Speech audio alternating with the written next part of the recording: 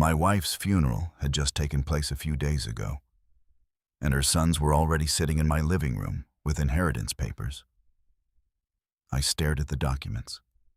Every property, every account, every asset that my wife and I had built together, they were claiming it all. My lawyer pulled me aside. "This is unconscionable. Fight back. You'll win." "No," I said quietly. "Prepare whatever they need. I'll sign everything." People whispered that grief had shattered me, that I had surrendered without even trying.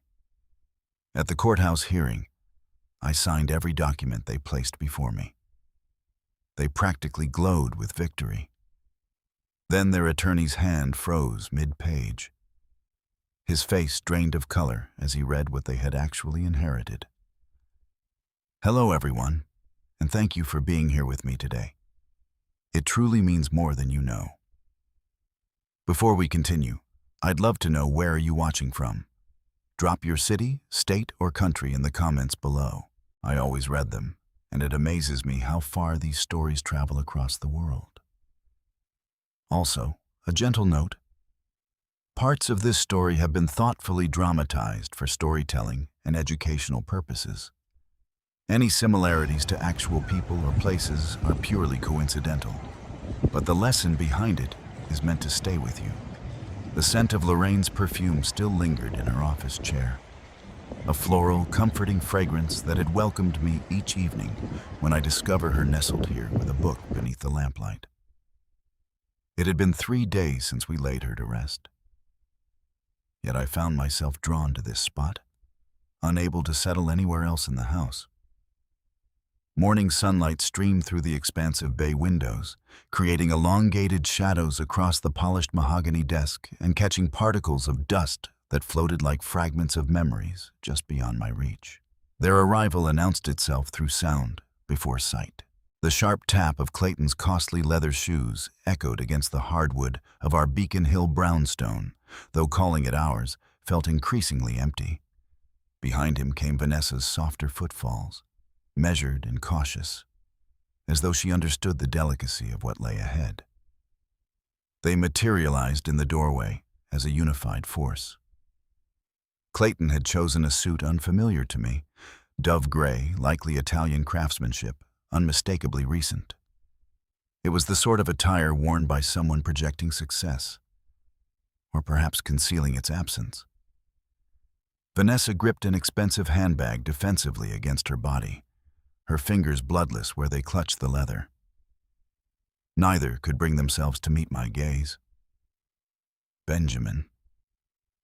The way Clayton spoke my name carried the calculated neutrality I'd observed in his legal presentations, controlled businesslike, stripped of any emotional warmth. Gone was the dad he'd used at the funeral merely 3 days earlier when appearances mattered. Now it was simply Benjamin. There are practical matters we must address." Vanessa interjected, her smile as fragile and cold as thin ice. She positioned herself tentatively on Lorraine's beloved reading chair near the window, the very spot where my wife had spent countless mornings observing our neighborhood spring to life. I managed to nod, words escaping me entirely. What response could possibly suffice? The woman who had been my everything for 22 years was gone, and the children I'd worked so hard to embrace as my own had arrived to handle practical matters before the reality of her absence had fully taken hold. With the practiced efficiency of someone conducting routine business, Clayton extracted a folder from his polished leather briefcase. He saw no need for gentle introductions. "We need to address the estate settlement. Mom's holdings, the real estate, her business investments, these all have legal frameworks demanding prompt resolution." He spread documentation across Lorraine's workspace, each sheet feeling like a small desecration of her memory. Some bore her distinctive handwriting, those elegant curves and flourishes that once adorned love notes left on our bathroom mirror. Just our Boston residence. Clayton began, his finger indicating a property valuation document assessed at $2.1 million. The big sewer property, $2.65 million. Then there's Donovan Construction. Your creation naturally, though. Mom maintained co-ownership, valued at $1.1 million. Every figure struck like a weight dropping into calm water, creating expanding circles of disturbance in my chest. These holdings, he went on, and I registered how carefully he avoided phrases like your holdings or family assets. Merely these holdings, reducing them to impersonal investments rather than acknowledging the home where Lorraine and I had marked 22 anniversaries, the coastal villa where we'd reaffirmed our vows above the Pacific, the company bearing my name and representing my life's dedication. Based on the will, Vanessa inserted her tone, carrying a practiced softness that turned my stomach. These properties transfer to Clayton and me. Mom left very specific instructions regarding her wishes. I raised my eyes, then examining both their expressions. Clayton's features remained rigid, his gray eyes inheriting their color from his mother, but none of her tenderness focusing somewhere past my left ear. Vanessa at least appeared somewhat uneasy, though whether from genuine remorse or simple discomfort remained unclear. And what about me? The question emerged quietly. My own voice sounded foreign, as if originating from someone more aged and broken than I felt internally. Clayton's demeanor remained unchanged. Of course, there's the life insurance benefit. $450,000. That amount should adequately cover your future requirements. Adequately cover my requirements. As though 2 decades of marriage, of true partnership, of building a shared existence, could be reduced to a satisfactory sum and dismissed with a single insurance distribution. My thoughts drifted to Lorraine during those closing weeks, when illness had drained her physical strength while leaving her spirit intact. She'd clasped my hand from her hospital bed, her grasp unexpectedly strong despite her condition.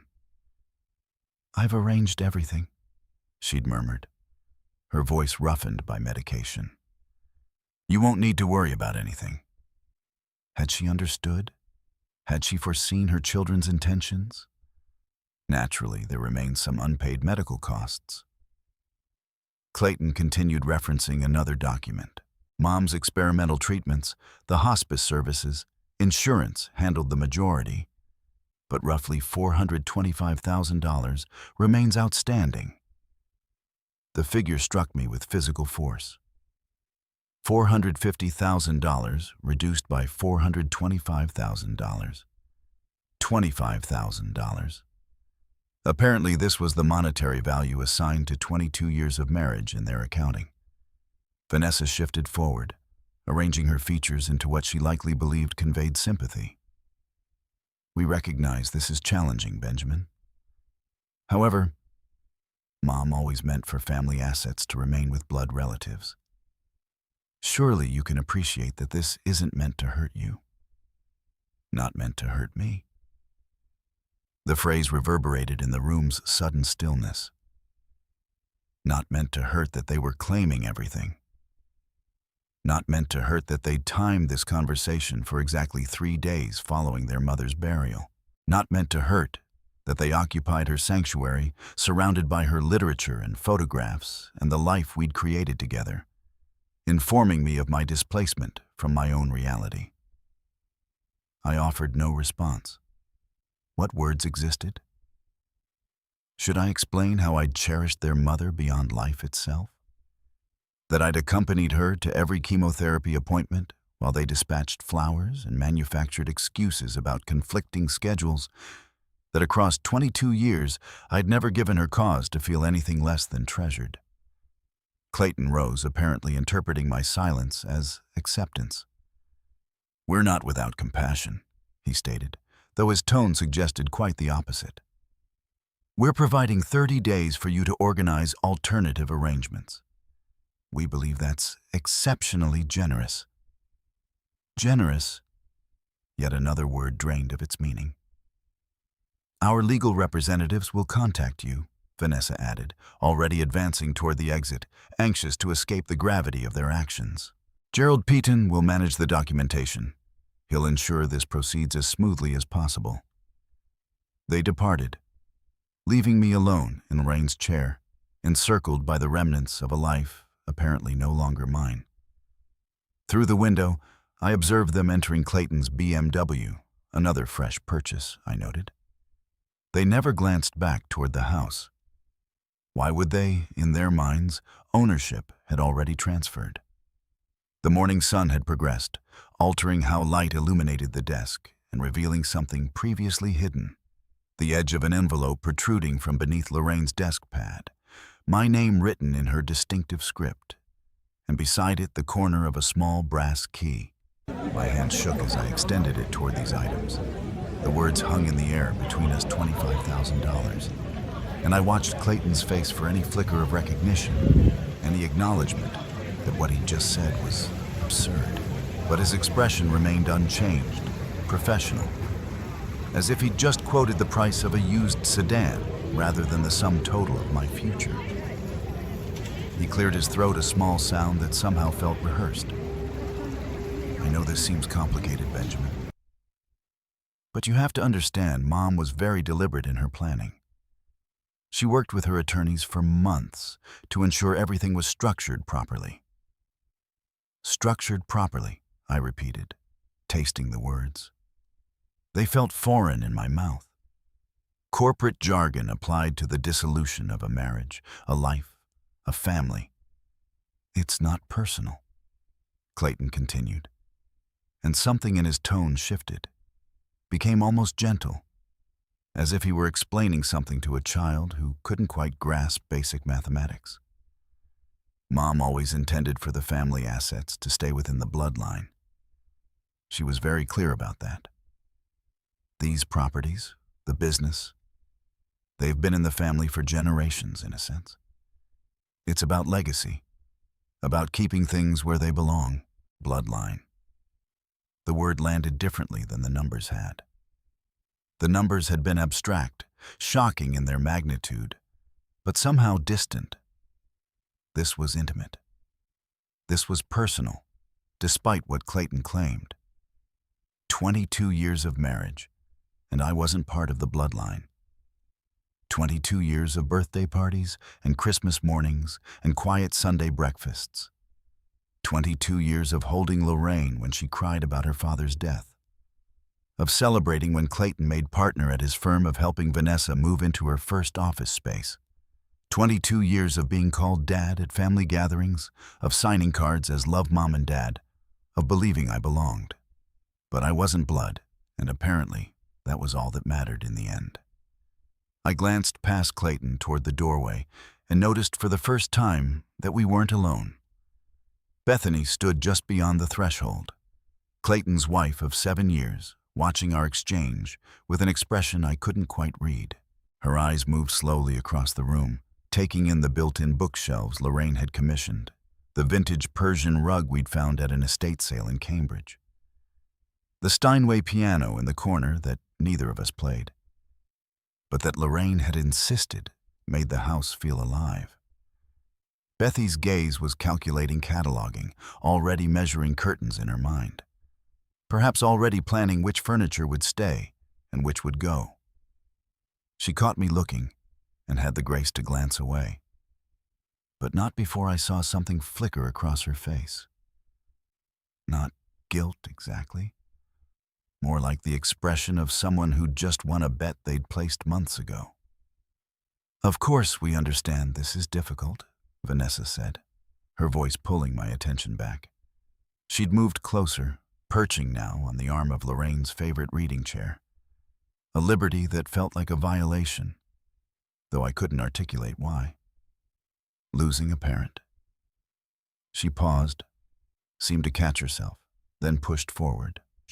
Losing a spouse is one of life's hardest challenges, but Mom would want us to handle this as a family.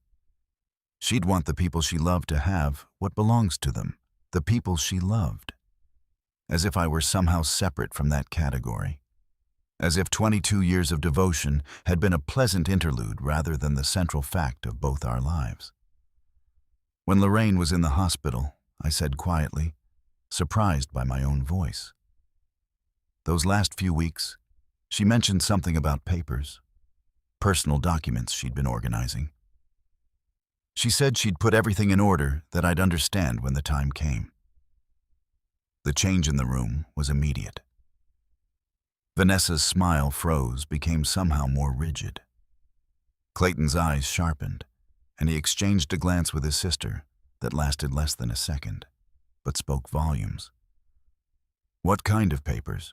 Clayton asked, his tone carefully neutral. She didn't specify, just said she'd taken care of everything, made sure all the details were handled. I watched them both carefully as I spoke. I assumed she meant the medical directives, the funeral arrangements. But now I wonder if she meant something else. Another glance between the siblings, quicker this time. Vanessa shifted her weight, and I heard the leather of the chair crack softly. Mom was very thorough. Clayton said finally, "I'm sure whatever papers you're thinking of are included in the estate documents. Gerald will have everything. There's no need for you to worry about tracking down old files or correspondence." But there was something in the way he said it too quickly, too smoothly, that made my instincts prickle. After 40 years in construction, I'd learned to recognize when someone was trying to sell me something I didn't need or talk me out of something I did. "Of course," I said, keeping my voice even. I'm sure you're right."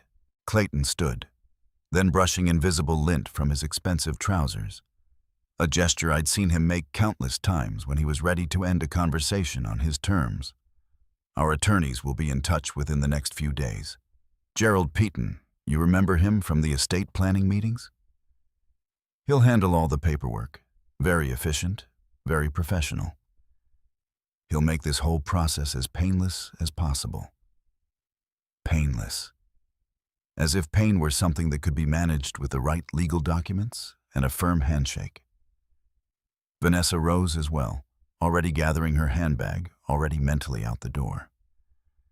"We really are sorry, Benjamin, for your loss, for all of this." She gestured vaguely at the room, at the situation, at the wreckage of what had been, just days ago, my life. "We'll give you space to process everything." They moved toward the door in unison, Clayton's hand, finding the small of Vanessa's back in a gesture that was probably meant to be comforting, but looked more like hurting. Bethany stepped aside to let them pass, then followed without a word, without a backward glance. I listened to their footsteps receding down the hallway, heard the heavy front door open and close with its familiar solid thunk. Through the window, I watched Clayton's BMW pull away from the curb, watched it disappear around the corner onto Charles Street. The house settled into silence around me. The old brownstone had its own sounds. The tick of the radiator, the whisper of wind through the eaves, the distant hum of the refrigerator in the kitchen. Sounds I'd lived with for 2 decades. Sounds that were apparently no longer mine to hear. I sat alone in Lorraine's chair in Lorraine's office in what would soon be someone else's house and let the weight of that single word settle over me like snow. Bloodline. I wasn't part of it. I had never been part of it. And 22 years of love had not been enough to change that fundamental fact. They left at dusk. I watched from the living room window as Clayton's Lexus pulled away Vanessa in the passenger seat, both of them silent. The taillights disappeared around the corner, and I was alone. I should have felt relieved. Instead, I felt hollowed out. The house was too quiet. Not the peaceful quiet I'd grown accustomed to in the weeks after Lorraine's death, but something heavier, accusatory, as if the walls themselves were asking me what I was going to do now. I wandered through the rooms, touching things. Lorraine's favorite chair by the window, the bookshelf she'd organized by color instead of author, the kitchen table where we'd eaten breakfast together for 22 years. Everything felt fragile, temporary, as if it might vanish the moment I looked away. Clayton's words kept circling back. $25,000.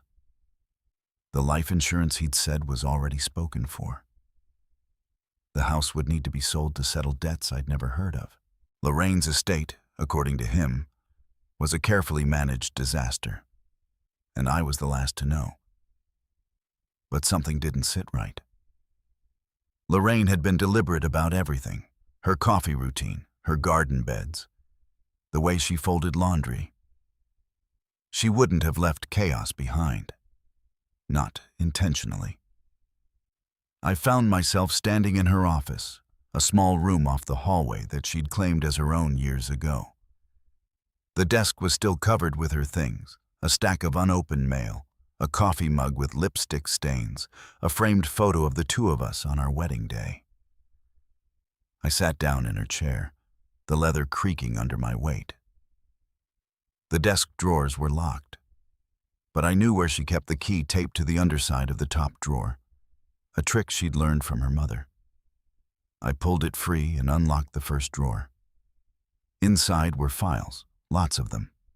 Tax returns, bank statements, insurance documents, all neatly labeled and organized. I flipped through them slowly, looking for anything unusual. Then I found it. A manila envelope tucked beneath a stack of old utility bills. It was sealed, and on the front in Lorraine's handwriting were 3 words: "When you're ready." My hands trembled as I opened it. Inside was a single sheet of paper, a photocopy of a bank statement I didn't recognize. The account number was partially redacted, but the balance wasn't $127,483.12. And beneath it, a handwritten note: "Benjamin, this is just the beginning. Keep looking. Trust no one but Gerald. And remember, I always protected what mattered most. L." I stared at the note for a long time, my heart pounding in my chest. There was more. There had to be. I searched the rest of the drawers, pulling out files, receipts, old letters. In the back of the bottom drawer, I found a small brass key attached to a red ribbon. No label, no explanation, but it was deliberate. Lorraine didn't leave things lying around by accident. I slipped the key into my pocket and kept searching. In her wallet, tucked in the back of a desk organizer, I found something else: a bank card I'd never seen before. On the back, in faded blue ink, was a 10-digit number written in Lorraine's hand. Not a phone number, not an account number I recognized, but it meant something. I sat back in the chair, the pieces scattered around me like a puzzle I didn't yet know how to solve. Clayton and Vanessa had come here with documents, with legal language, with the confidence of people who believed they knew everything. But Lorraine had left breadcrumbs, and I was going to follow them. I called Gerald Piton the next morning. He answered on the second ring, his voice cautious. "Benjamin, how are you holding up? I need to ask you something," I said, skipping the pleasantries. Did Lorraine ever mention setting up accounts I didn't know about? Trusts? Maybe separate bank accounts? There was a pause then. "Why do you ask?" "Because I found a bank statement in her desk, an account I've never seen, and a key I don't recognize." Gerald was quiet for a moment. When he spoke again, his voice was careful. "Benjamin, I think you should come to my office. There are things we need to discuss in person." "What things?" "Things Lorraine may have put in place without telling anyone, including me." My grip tightened on the phone. "When?" "This afternoon, 2 o'clock. And Benjamin, bring everything you found. Don't mention this to Clayton or Vanessa. Not yet." I hung up and stared at the brass key in my hand. The clock on the wall ticked steadily, each second louder than the last. Outside, the radiator hissed as it kicked on, and somewhere in the kitchen, the refrigerator hummed its familiar tune. But this time, the sounds didn't feel like ghosts. They felt like a countdown. Tomorrow, I would go to Gerald's office. Tomorrow, I would start asking the questions Lorraine had left unanswered. And tomorrow, I would find out exactly what my wife had been protecting me from. Morning traffic on I-93 was lighter than expected for a Tuesday. I'd left early, unable to sleep the brass key on my nightstand, catching first light like a small accusation. Now navigating through the financial district, the city felt sharper, more real than it had in days. Gerald Peaton's office occupied the 15th floor of a glass tower on Federal Street. I'd been here once before years ago when Lorraine and I updated our wills. Back then, it felt like a formality. Now, waiting for the elevator in the marble lobby, it felt like walking into an examination I hadn't studied for. The elevator climbed smoothly. A young woman beside me thumbed through emails on her phone, absorbed in ordinary concerns like meetings and deadlines. I envied that the ability to worry about normal things rather than brass keys and bloodlines. Gerald's receptionist recognized me. "Mr. Donovan, he's expecting you. Go right in." His office overlooked Boston Harbor. Water gray-blue under morning clouds. Ships moved slowly across the channel, their purpose-clear destinations mapped. I envied their certainty. Benjamin Fatito. Gerald stood from behind an expensive desk, 50-ish, carefully groomed, accepting his receding hairline with grace. But his usual composure was cracked, replaced by genuine concern. "Thank you for coming. Please sit." I took the leather chair across from him. Through the window behind Gerald, I could see Logan Airport in the distance, planes taking off in orderly patterns. "I'll get straight to it," Gerald said, folding his hands. "I've been reviewing the estate documents Clayton sent, and Benjamin, something isn't right. This will doesn't track with what I know about Lorraine's intentions." My pulse quickened. "What do you mean?" "I mean you have grounds to contest this. Strong grounds." He pulled out a file, laid papers across the desk with careful precision. "Under Massachusetts law, a surviving spouse is entitled to protections. This will essentially disinherit you while you are clearly married and cohabitating. It raises serious red flags. Legal language blurred together, whereas and heretofore and notwithstanding a contest would take time." Gerald continued, 6 months minimum could stretch to a year. "Legal fees, 50, 60,000, maybe more if Clayton fights hard. Which he will." He paused. "But, Benjamin, you'd have a real chance. Why would Lorraine write me out like this if she loved me?" Gerald's expression softened. "That's exactly my point. I knew Lorraine saw how she talked about you at firm holiday parties, how she looked at you. This will doesn't sound like her." He chose his words carefully. "It reads like someone else wrote it and she signed. Or like there's another will somewhere that supersedes this one." The brass key burned against my thigh through my pocket. Before I could respond, Gerald's phone rang. He glanced at caller ID, jaw tightening. "It's Clayton." "Answer it," I said. He pressed speaker. "Clayton. Gerald. Good morning." Clayton's voice filled the office, smooth as expensive scotch. "Just checking the timeline. Has Benjamin signed the transfer documents? We'd really like to move forward quickly. Better for everyone involved." Gerald's eyes stayed on mine. "I'm meeting with Benjamin now, discussing his options." A pause, brief but telling. "His options, Gerald? The will is clear. We just need signatures." "Clayton, I think there are questions about questions." Clayton's voice sharpened. "What kind of questions?" Mom's wishes were explicit. "She worked with your firm 15 years. Are you suggesting problems with documents you prepared?" "I'm suggesting," Gerald said, voice cooling that Benjamin deserves time to fully understand his legal position before making irreversible decisions. Another pause longer. I could almost hear Clayton recalculating. "Of course," he said finally, smoothness returning. "Benjamin should take all the time he needs. We're not rushing anyone. It's just these things drag on without proper attention to paperwork. Mom wouldn't have wanted that. I'll call you back, Clayton." Gerald disconnected without waiting for response. Heavy silence.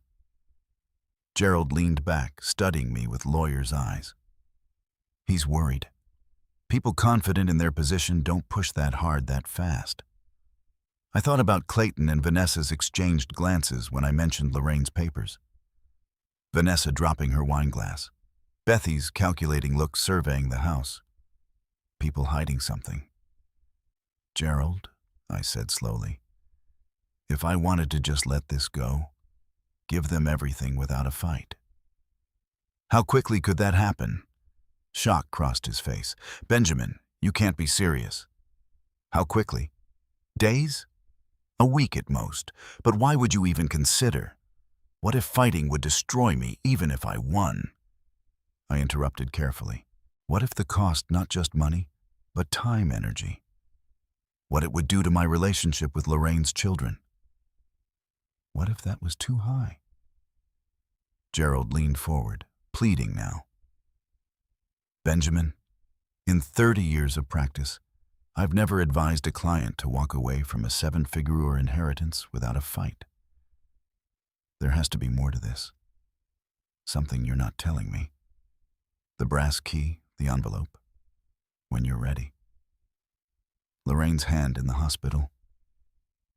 I've taken care of everything. But I wasn't ready to share those things. Not until I understood what they meant. I'm tired, Gerald," I said, and it wasn't entirely a lie. Tired of being the outsider trying to claim a place in a family that never wanted me there. Maybe it's easier to let go. Let them have what they think they deserve and build something new. Gerald stared for a long moment. Lawyer's brain working through possibilities, trying to find the angle I wasn't showing. Finally, he sighed. "If that's what you want, I'll draw up papers. But Benjamin, please sleep on this. Don't make final decisions when you're raw from grief." I stood extended my hand. "Thank you, Gerald, for caring enough to question this." He shook it firmly, expression still troubled. "If you change your mind, I know where to find you." In the elevator going down, I touched the brass keys outlined through my pocket. Gerald was right about one thing. There was more to this story. Much more. And somewhere Lorraine had left me the clues to find it. I just had to figure out what lock this key opened. Gerald's office was in a brick building near C.P. Pewley Square, the kind of place that smelled like old paper and furniture polish. I'd been here before years ago when Lorraine and I had drawn up our wills. Back then, it had felt routine. Now, it felt like walking into enemy territory. Gerald met me at the door, his handshake firm, his expression guarded. He gestured toward a conference room, and I followed him inside. The brass key and the bank card were in my jacket pocket. I could feel their weight with every step. We sat across from each other, a polished mahogany table between us. Gerald folded his hands and waited. I took out the key and the card and placed them on the table. "Lorraine left these," I said, "along with a bank statement for an account I've never heard of. I need to know what they're for." Gerald picked up the key, turning it over in his fingers. "This looks like a safety deposit box key. Do you know which bank?" "I think it might be First National on Newberry Street. That's where the card is from." He nodded slowly. "And you haven't been there yet?" "Not yet. I wanted to talk to you first." Gerald set the key down and leaned back in his chair. "Benjamin, I'm going to be very direct with you. If Lorraine set up accounts or assets you didn't know about, she did it for a reason. And if Clayton and Vanessa don't know about them, that's also deliberate. What are you saying? I'm saying your wife may have been protecting you from them. The words hung between us. Why would she need to? I asked, though part of me already knew the answer. Because she didn't trust them, Gerald said simply. And neither should you. I thought about the conversation 3 days ago. Clayton's smooth explanations, Vanessa's sympathetic nods, the way they'd handed me documents as if I were a child who needed guidance. Hi, they said the estate is a mess, I said. That Lorraine left debts, that the life insurance is already allocated. Gerald's jaw tightened. Did they show you documentation? Some, not everything. Benjamin listened to me carefully. If Lorraine suspected that her sons might try to control the estate after her death, she would have taken steps, legal steps. She was a smart woman. She wouldn't have left you vulnerable. So, what do I do? Gerald leaned forward. First, you go to that bank, open the safety deposit box, see what's inside. Second, you bring me everything. Statements, documents, anything Lorraine left behind. And third, you don't sign anything Clayton or Vanessa put in front of you. Not until I've reviewed it. I knotted my throat tight. There's something else, Gerald said quietly. Shia, if Lorraine moved assets into accounts you didn't know about, that means she may have created a trust or a secondary will. Something filed separately.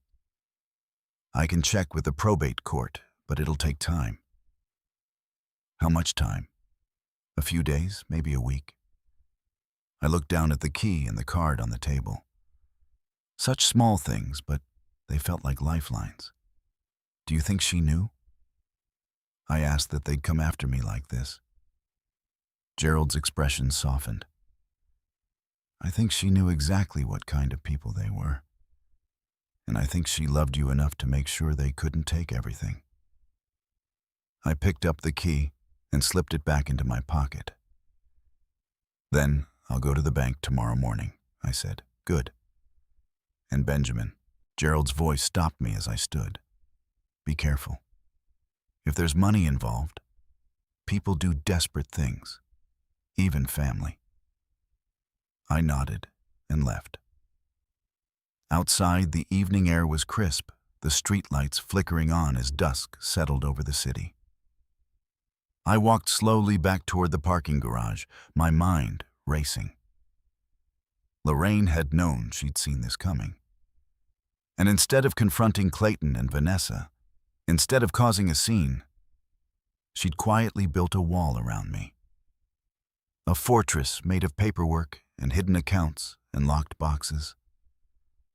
I thought about the last conversation we'd had 2 days before she died. She'd been weak. Her voice barely a whisper, but she'd gripped my hand and said, "Promise me you'll trust yourself, Benjamin. Don't let anyone tell you who you are." At the time, I'd thought she meant the grief, the loneliness, the inevitable questions about what came next. But now I understood. She'd been preparing me for war. When I got home, the house felt different. Not empty, transformed. I walked through the rooms, slowly seeing them with new eyes. The living room, where we'd hosted dinners. The kitchen, where Lorraine had taught herself to make sourdough. The bedroom, where we'd talked late into the night about nothing and everything. It all looked the same, but it wasn't. It was like visiting a museum dedicated to a life I'd once lived. Beautiful, preserved, but no longer mine to inhabit. Clayton and Vanessa thought they could take it. Thought they could reduce 22 years to a dollar amount and a signature line. Thought grief had made me weak, pliable, easy to manipulate. But they were wrong. I pulled the brass key from my pocket and held it up to the dim light filtering through the curtains. It gleamed dull gold, small and unassuming. But I knew better now. This wasn't just a key. It was a weapon. And Lorraine had left it in my hands. Tomorrow I would go to First National Bank. Tomorrow I would open whatever door this key unlocked. And tomorrow everything would change. I stood in the center of the living room, gripping the key, feeling the weight of what was coming. Lorraine had given me the tools. She'd anticipated their greed, their entitlement, their belief that they deserved what she and I had built together. Now it was up to me to use what she'd left behind. Not for revenge, for justice. The phone rang at 9:30 Wednesday morning, just as I was preparing to leave for First National Bank. I stared at the screen. Vanessa Pierce? My chest tightened after 3 days of silence now, she called. Benjamin? Her voice was soft, almost fragile. I hope I'm not catching you at a bad time. I set down my car keys. No. Oh, what is it? I wanted to check in on you, see how you're holding up. There was a pause long enough for me to hear traffic in the background. I know things have been tense, and I'm sorry for that. Really, I said nothing. The brass key sat heavy in my pocket beside the bank card. Clayton and I were talking, she continued, and we both feel terrible about how everything went down. This whole situation, it's not what any of us wanted. Mom wouldn't have wanted us fighting. Mom. The word scraped against something raw inside me. We'd like to have you over for dinner, Vanessa said. Tomorrow night at Clayton's place in Wellesley. Just family, a chance to sit down together, talk things through. We owe you that much. I walked to the window overlooking the street. A UPS truck idled at the corner. Across the way, Mrs. Higgins swept her front steps like she did every Wednesday. Benjamin Vanessa's voice pulled me back. Will you come? Every instinct told me this was a setup, another move in whatever game they were playing. But if I refused, they'd know I suspected something. And I needed time to see what Lorraine had left in that safety deposit box. What time? I asked. 7 o'clock. Clayton's address is, I know where he lives. Oh, right. Another pause. Thank you, Benjamin. This means a lot to both of us. She hung up before I could respond. I stood there holding the phone, staring at my reflection in the dark screen. Lorraine gazed at me from the framed photo on the mantel. The two of us at Big Sue the Pacific crashing behind us, her head on my shoulder. What are you trying to tell me? I spent the rest of Wednesday researching. Clayton's house was a modern colonial in Wellesley's Dover Estates, a neighborhood where lawns were measured by the acre and property taxes funded small countries. Vanessa had flown in from Atlanta the night before. Her return flight wasn't until Sunday. They wanted me there, both of them, together. The bank card sat on my desk beside my laptop. I'd held it under the light a dozen times, trying to decode the handwritten number on the back. 10 digits. Not a phone number, not an account number I recognized. Tomorrow I'd go to First National, but tonight, I'd go to Clayton's. If they wanted to talk, I'd listen. If they wanted to pressure me, I'd smile and nod. And all the while, I'd watch. I'd observe. I'd gather every scrap of information I could. Because Lorraine had taught me something over 22 years of marriage. The best way to understand a project was to study its foundation, find the cracks, identify the weak points, and Clayton and Vanessa. They were showing me cracks. Thursday evening, I dressed carefully. Navy tie, the blazer Lorraine had bought me for our last anniversary.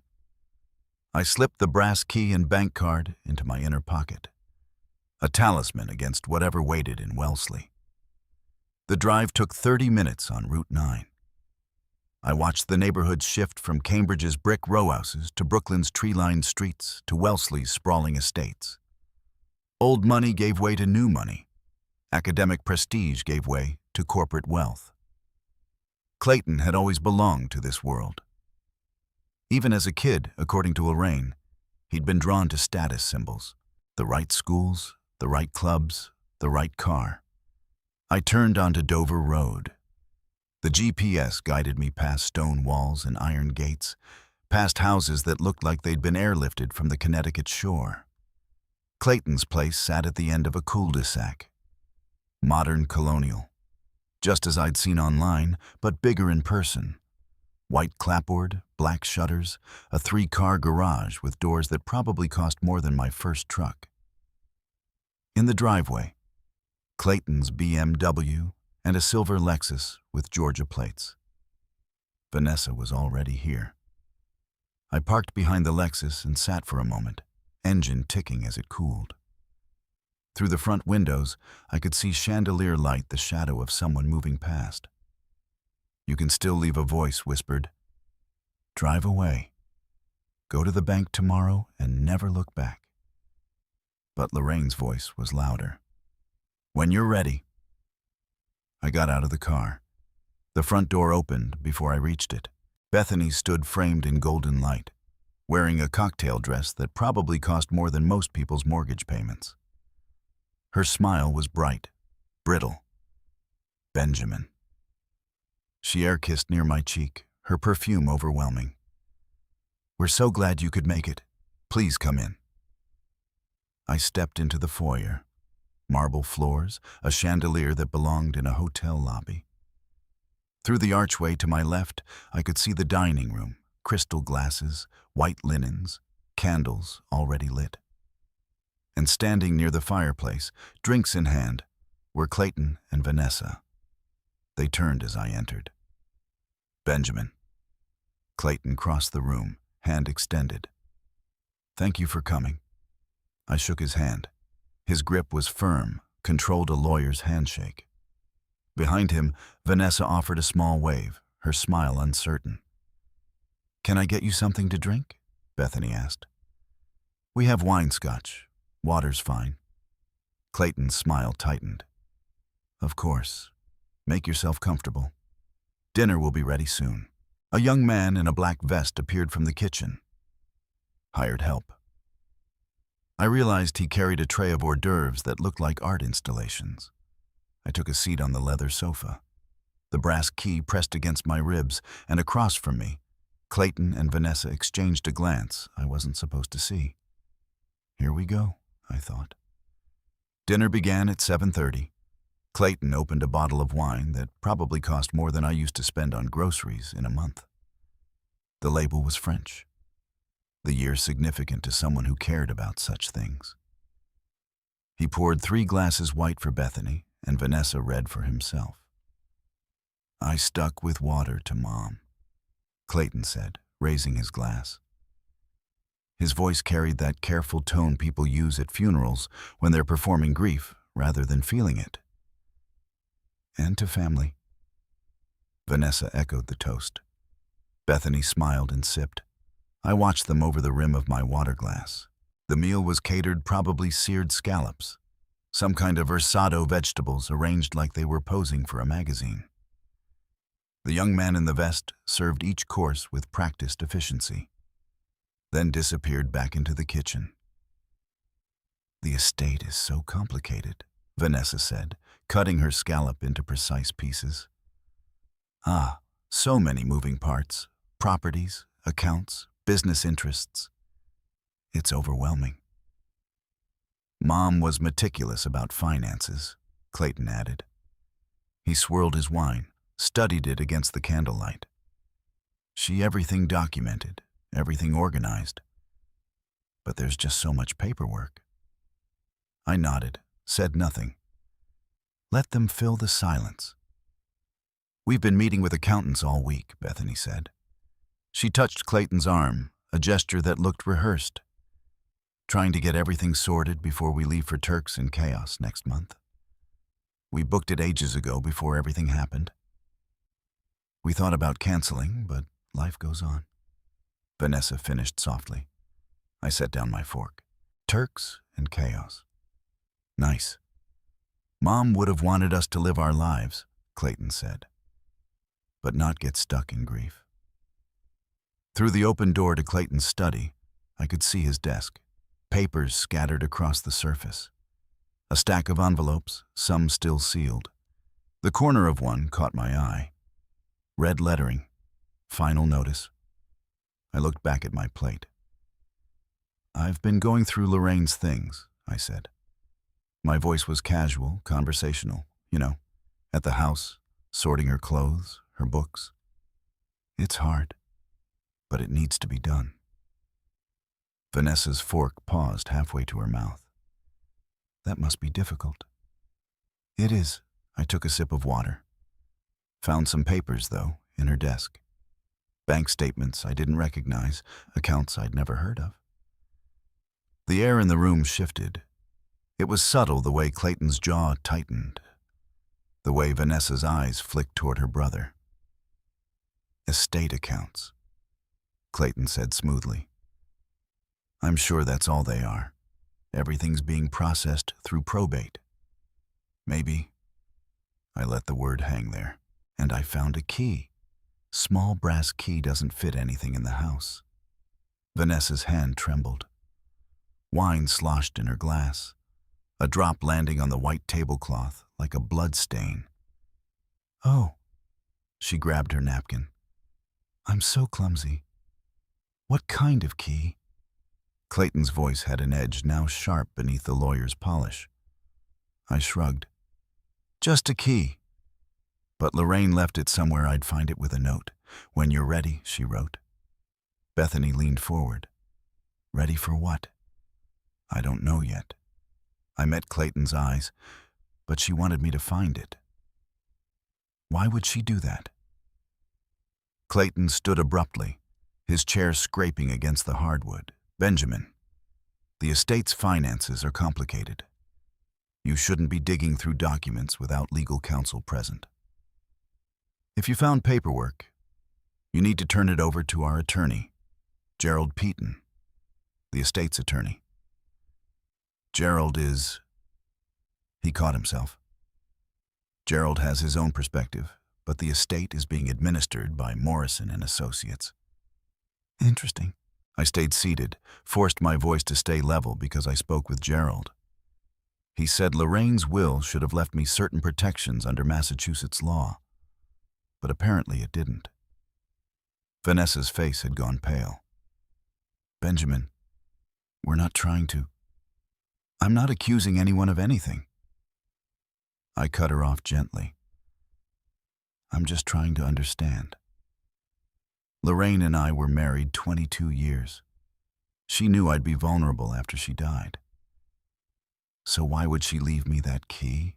Why would she want me to find those bank statements? Clayton's hands were clenched at his sides. You're upset. That's understandable, but you're reading things into this that aren't there. Maybe. I pushed my chair back and stood. Actually, I checked. Whatever that key opens, my name is on it too. Lorraine made sure of that.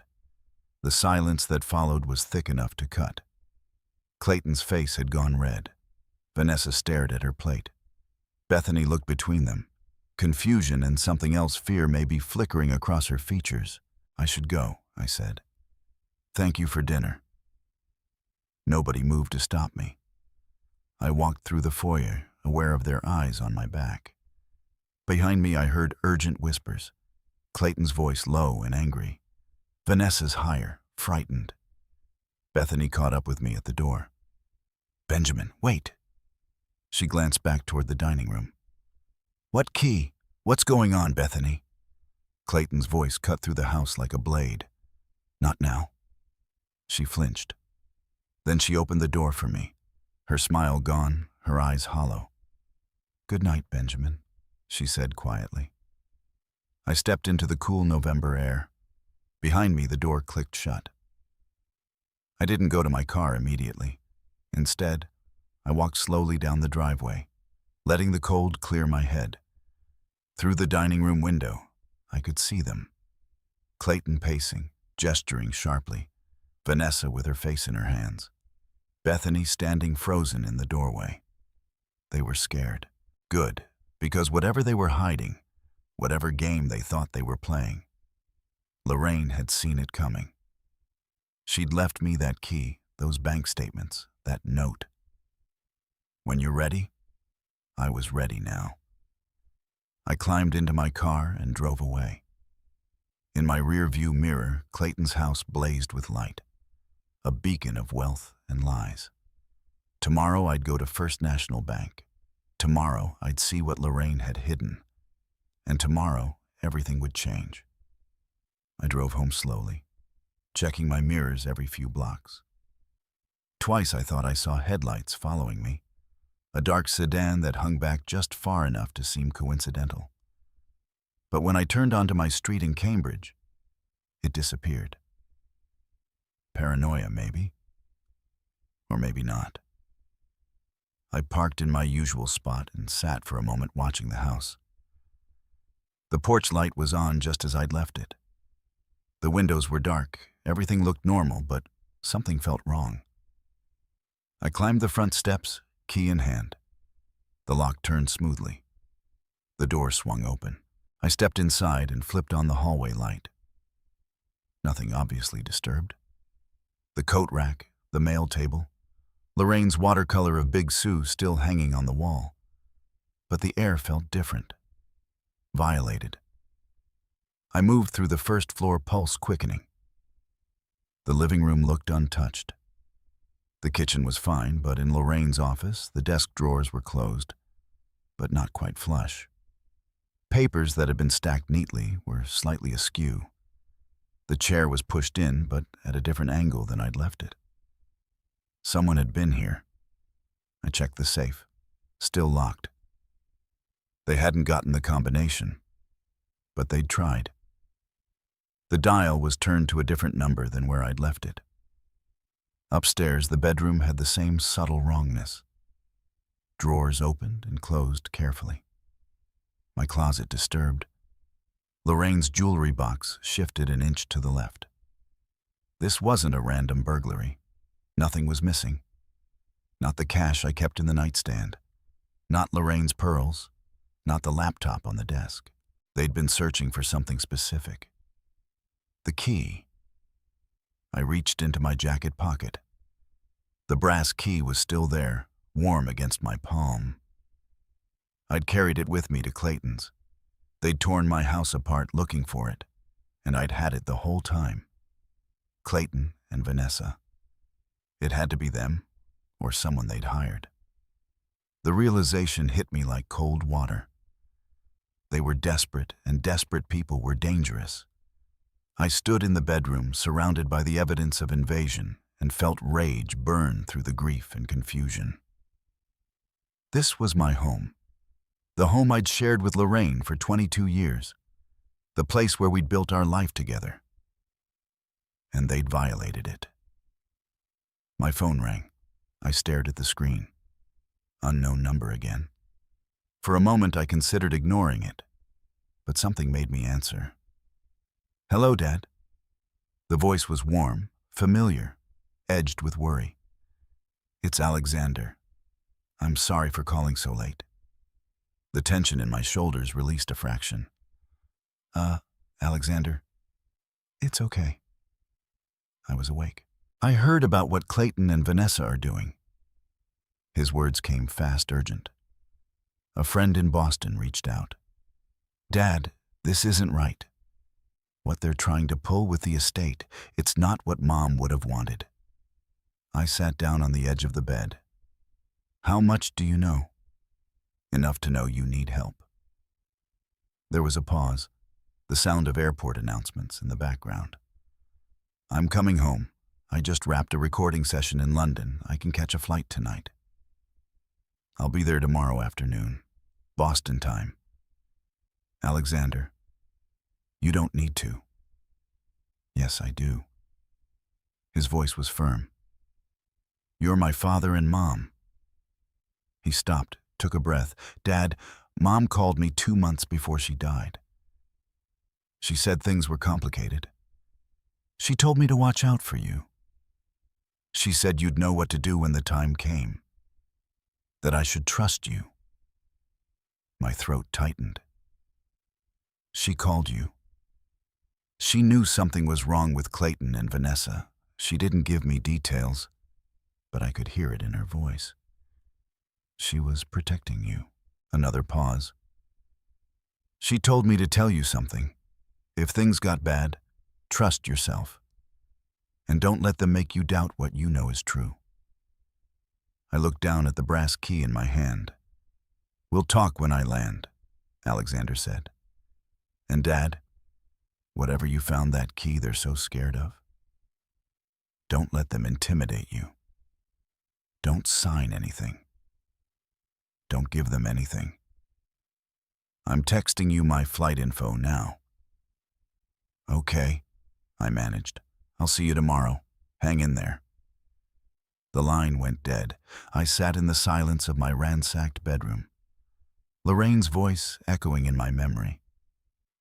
When you're ready. She'd known. She'd planned for this. She'd even warned Alexander. My phone buzzed. A text from Alexander BA213. Arrives Logan, 3:45 p.m. Friday. Friday. Tomorrow. I stood and walked back to Lorraine's office.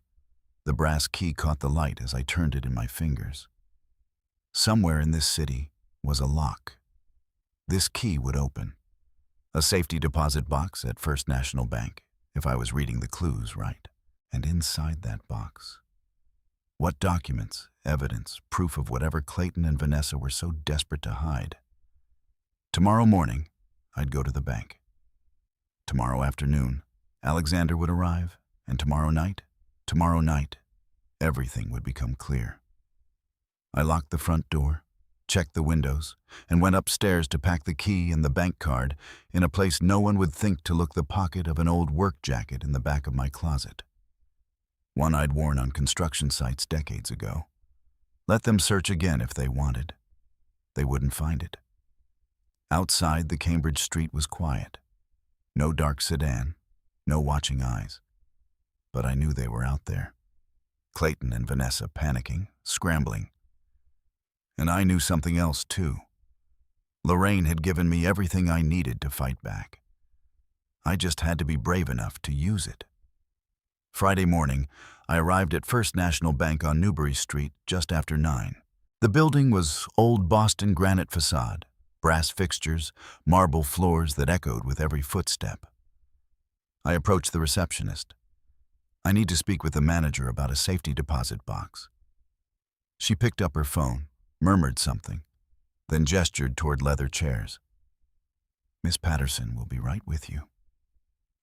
Mr. Donovan, a woman in her early 50s, stood before me, hand extended, kind eyes, gray hair, and a neat bun.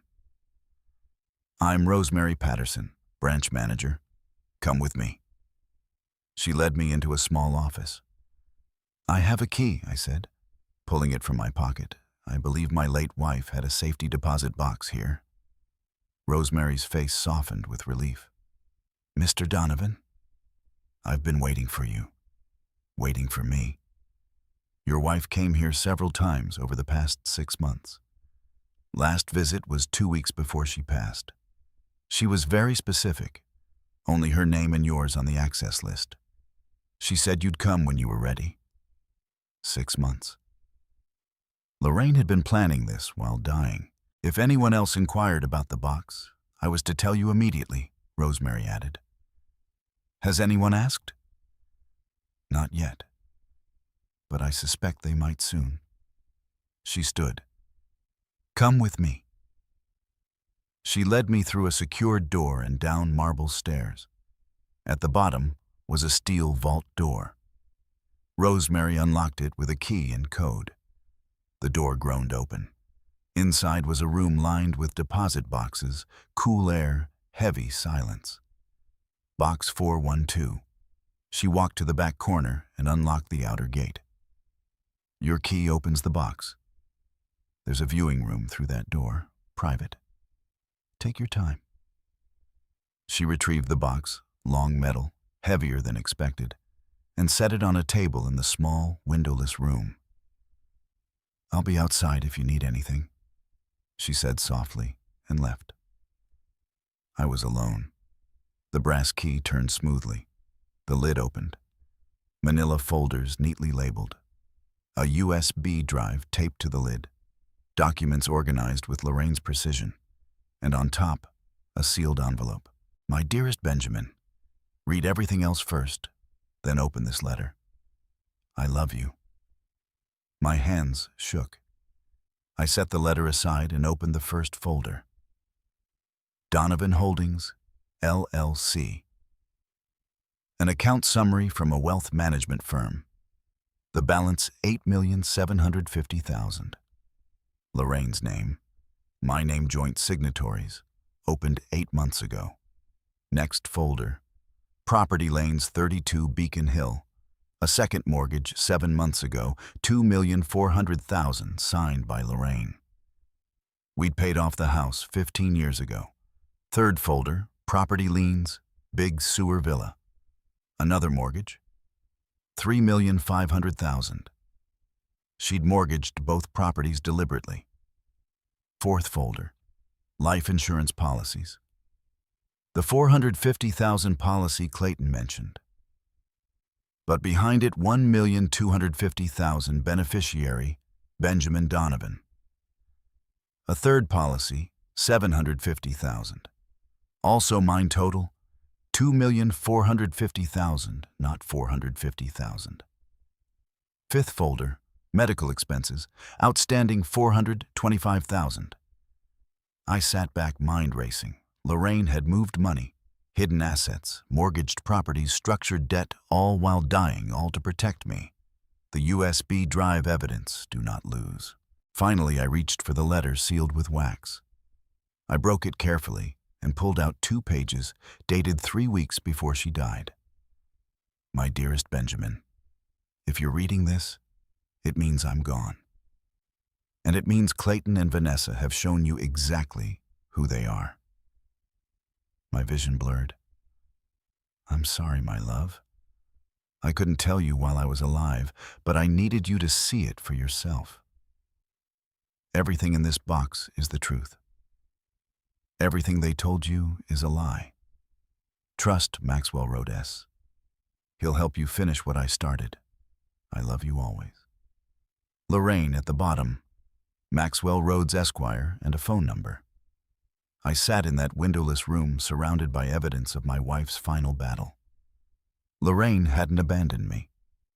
She'd armed me.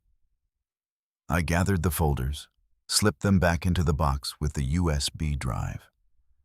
The letter I folded carefully and put in my jacket pocket close to my heart. When I emerged from the viewing room, Rosemary was waiting in the corridor. "Everything all right, Mr. Donovan?" "Yes." My voice was steadier than I expected. "Thank you for waiting, for keeping this safe." She nodded. "Your wife was a remarkable woman. She knew exactly what she was doing. She always did." Rosemary walked me back upstairs through the vault door, up the marble steps, into the warmth of the bank lobby. Sunlight streamed through the windows. Outside Newbury Street bustled with Friday morning traffic.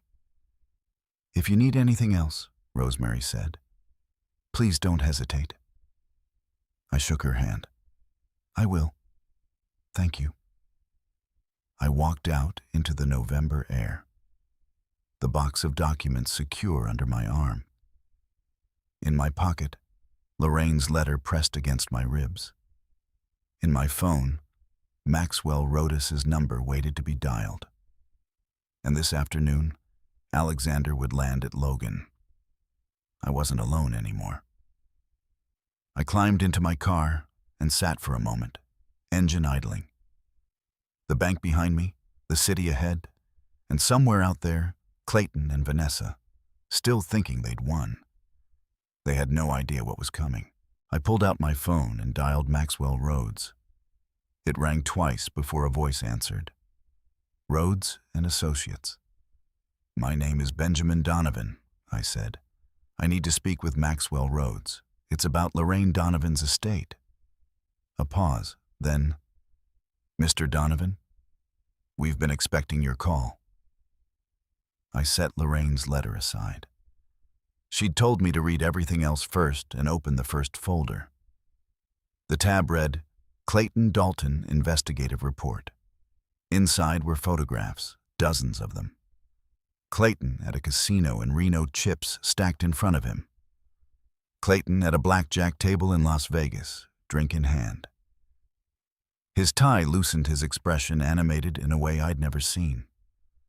Clayton with men in expensive suits at a high roller table, their faces blurred, but their body language unmistakable. Predatory, calculating. The timestamps spanned 8 months. The most recent was dated 3 weeks ago. 3 weeks ago, Lorraine had still been alive. Beneath the photos were financial records.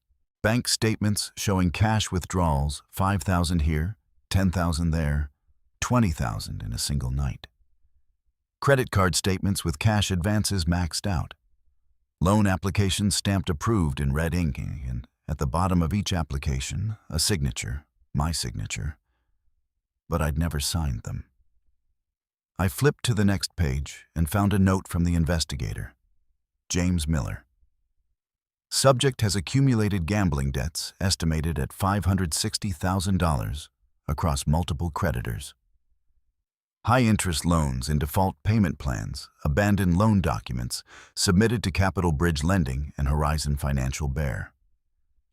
Forged signature of Benjamin Donovan, co-owner of Donovan Construction. Email correspondence suggests intent to use company assets as collateral without consent or knowledge of co-owner. My hands started to shake. I'd built that company 30 years of my life, brick by brick, project by project, and Clayton had tried to bet it away.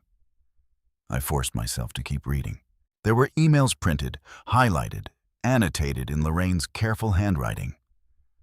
From Clayton.Dalton@crossmanleal.com to R.Gayer at Capital Bridge Lending. Come date March 14th. Subject Donovan Construction lock. We can use the construction company as collateral. My father won't notice until it's already processed. By then, we'll have restructured everything. Move fast. Window closes when Mom does. I stared at the words until they blurred. Window closes when Mom does. He'd written that while Lorraine was in hospice, while I was sitting beside her bed, reading to her, holding her hand. He'd been planning this.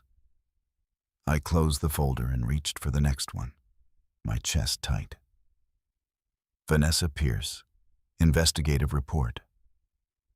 More photos. Vanessa at client meetings, shaking hands with elderly couples in cardigans and sensible shoes. Vanessa in her office, surrounded by framed credentials.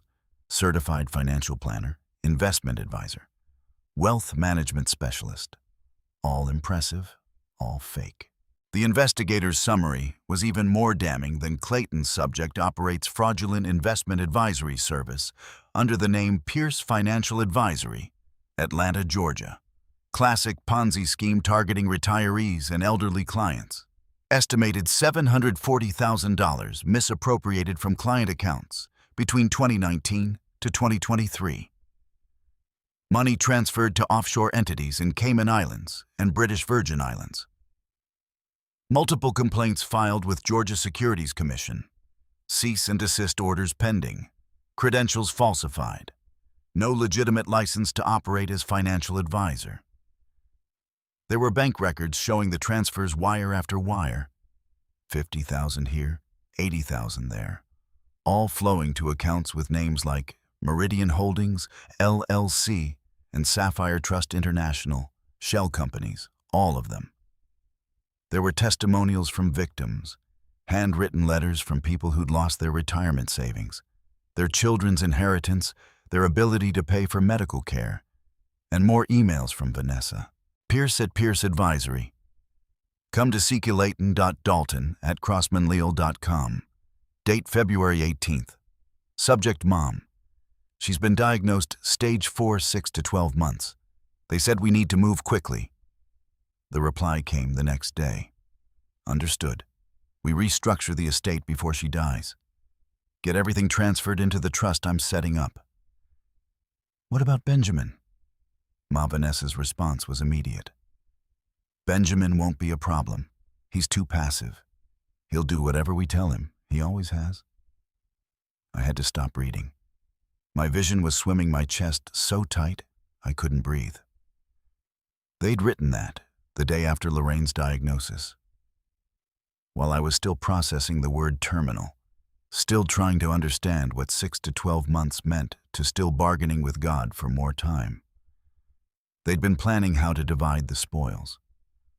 I opened the third folder with trembling hands. Conspiracy email evidence. The emails were organized chronologically, a timeline of betrayal that stretched across 9 months. February 20th. Clayton to Vanessa. Doctor gave her 6 to 12 months. We need to be strategic. Start moving your offshore assets now. Clean everything up before the feds come sniffing. I'll handle the estate paperwork. When she goes, we move fast. 30 days to get Benjamin out of the house and into something manageable. Grief will make him compliant. April 10th. Vanessa to Clayton.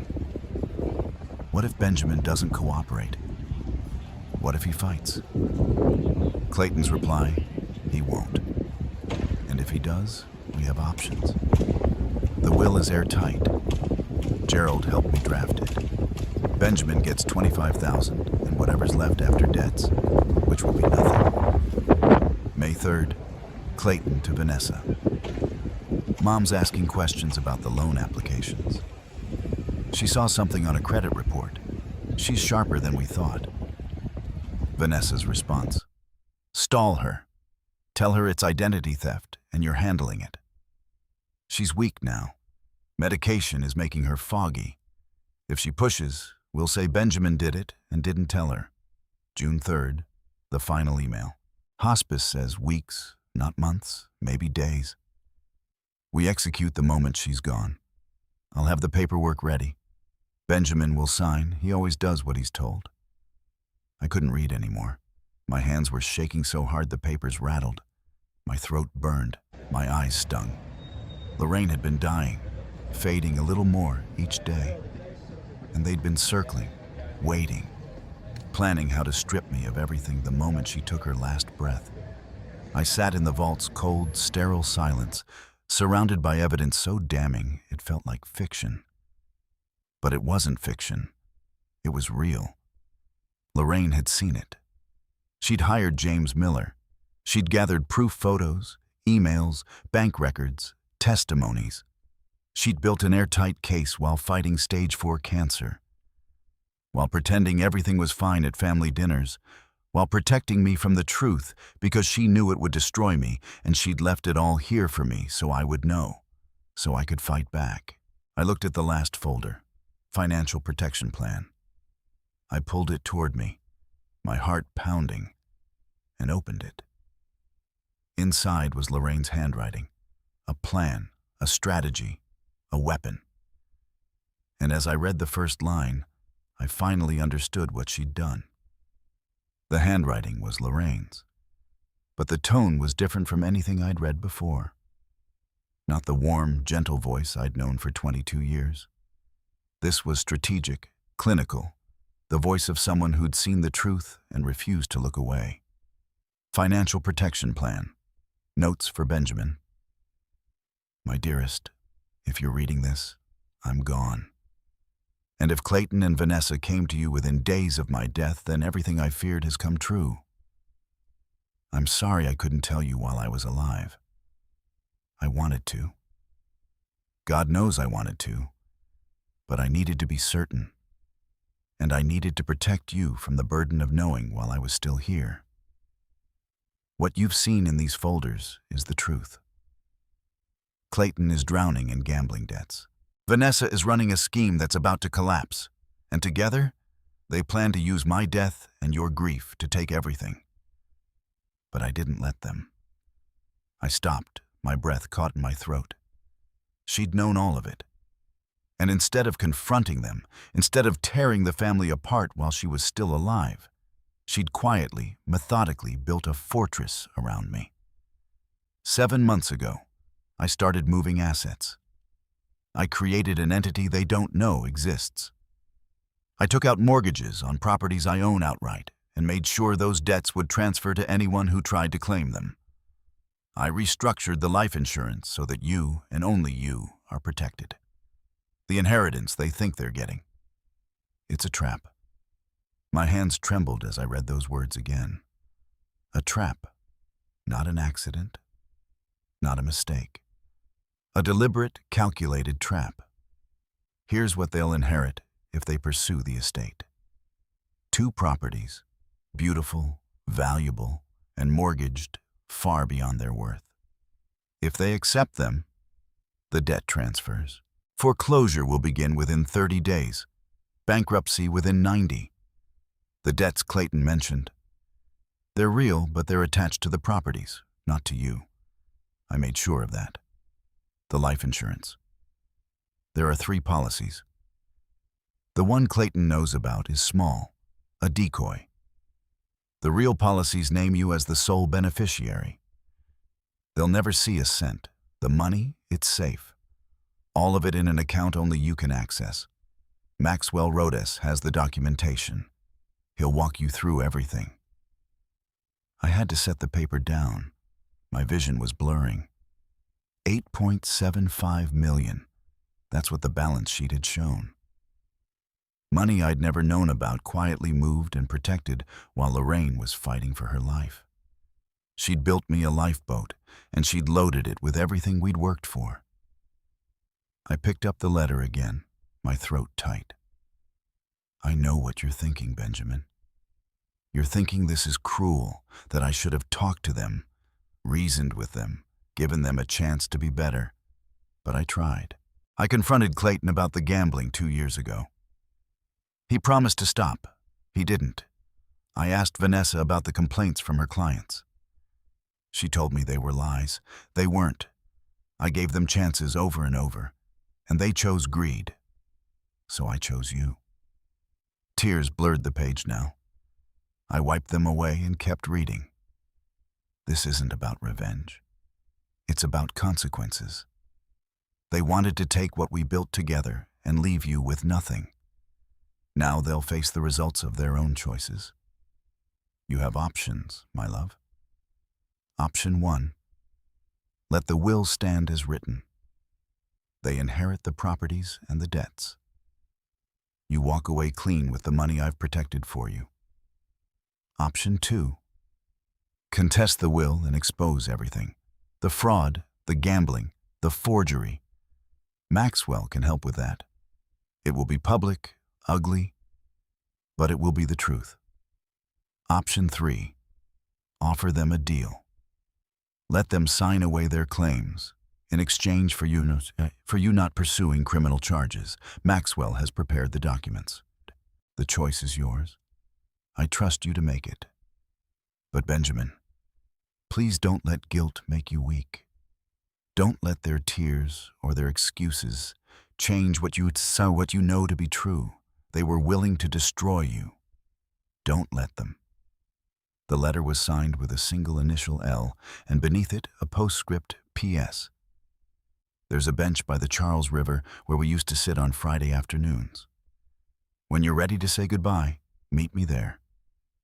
I left something for you. I sat in the vault for a long time. The letter in my hands. The weight of Lorraine's love and strategy pressing down on me. She'd seen the danger. She'd anticipated their moves. And she'd armed me with everything I needed to fight back, not with anger, with information, not with vengeance, with justice. Around me, the evidence lay scattered. Clayton's gambling receipts, Daniela's wire transfers, the emails plotting my downfall, the plan that would turn their greed against them.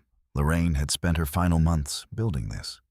While I'd been reading to her, bringing her tea, holding her hand through the worst of the pain she'd been working, protecting, Preparing.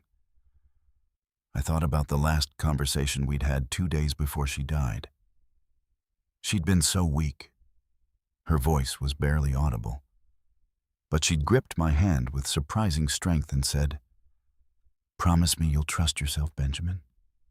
Don't let anyone tell you who you are." At the time, I'd thought she meant the grief, the loneliness, the inevitable questions about identity and purpose after loss. But now I understood.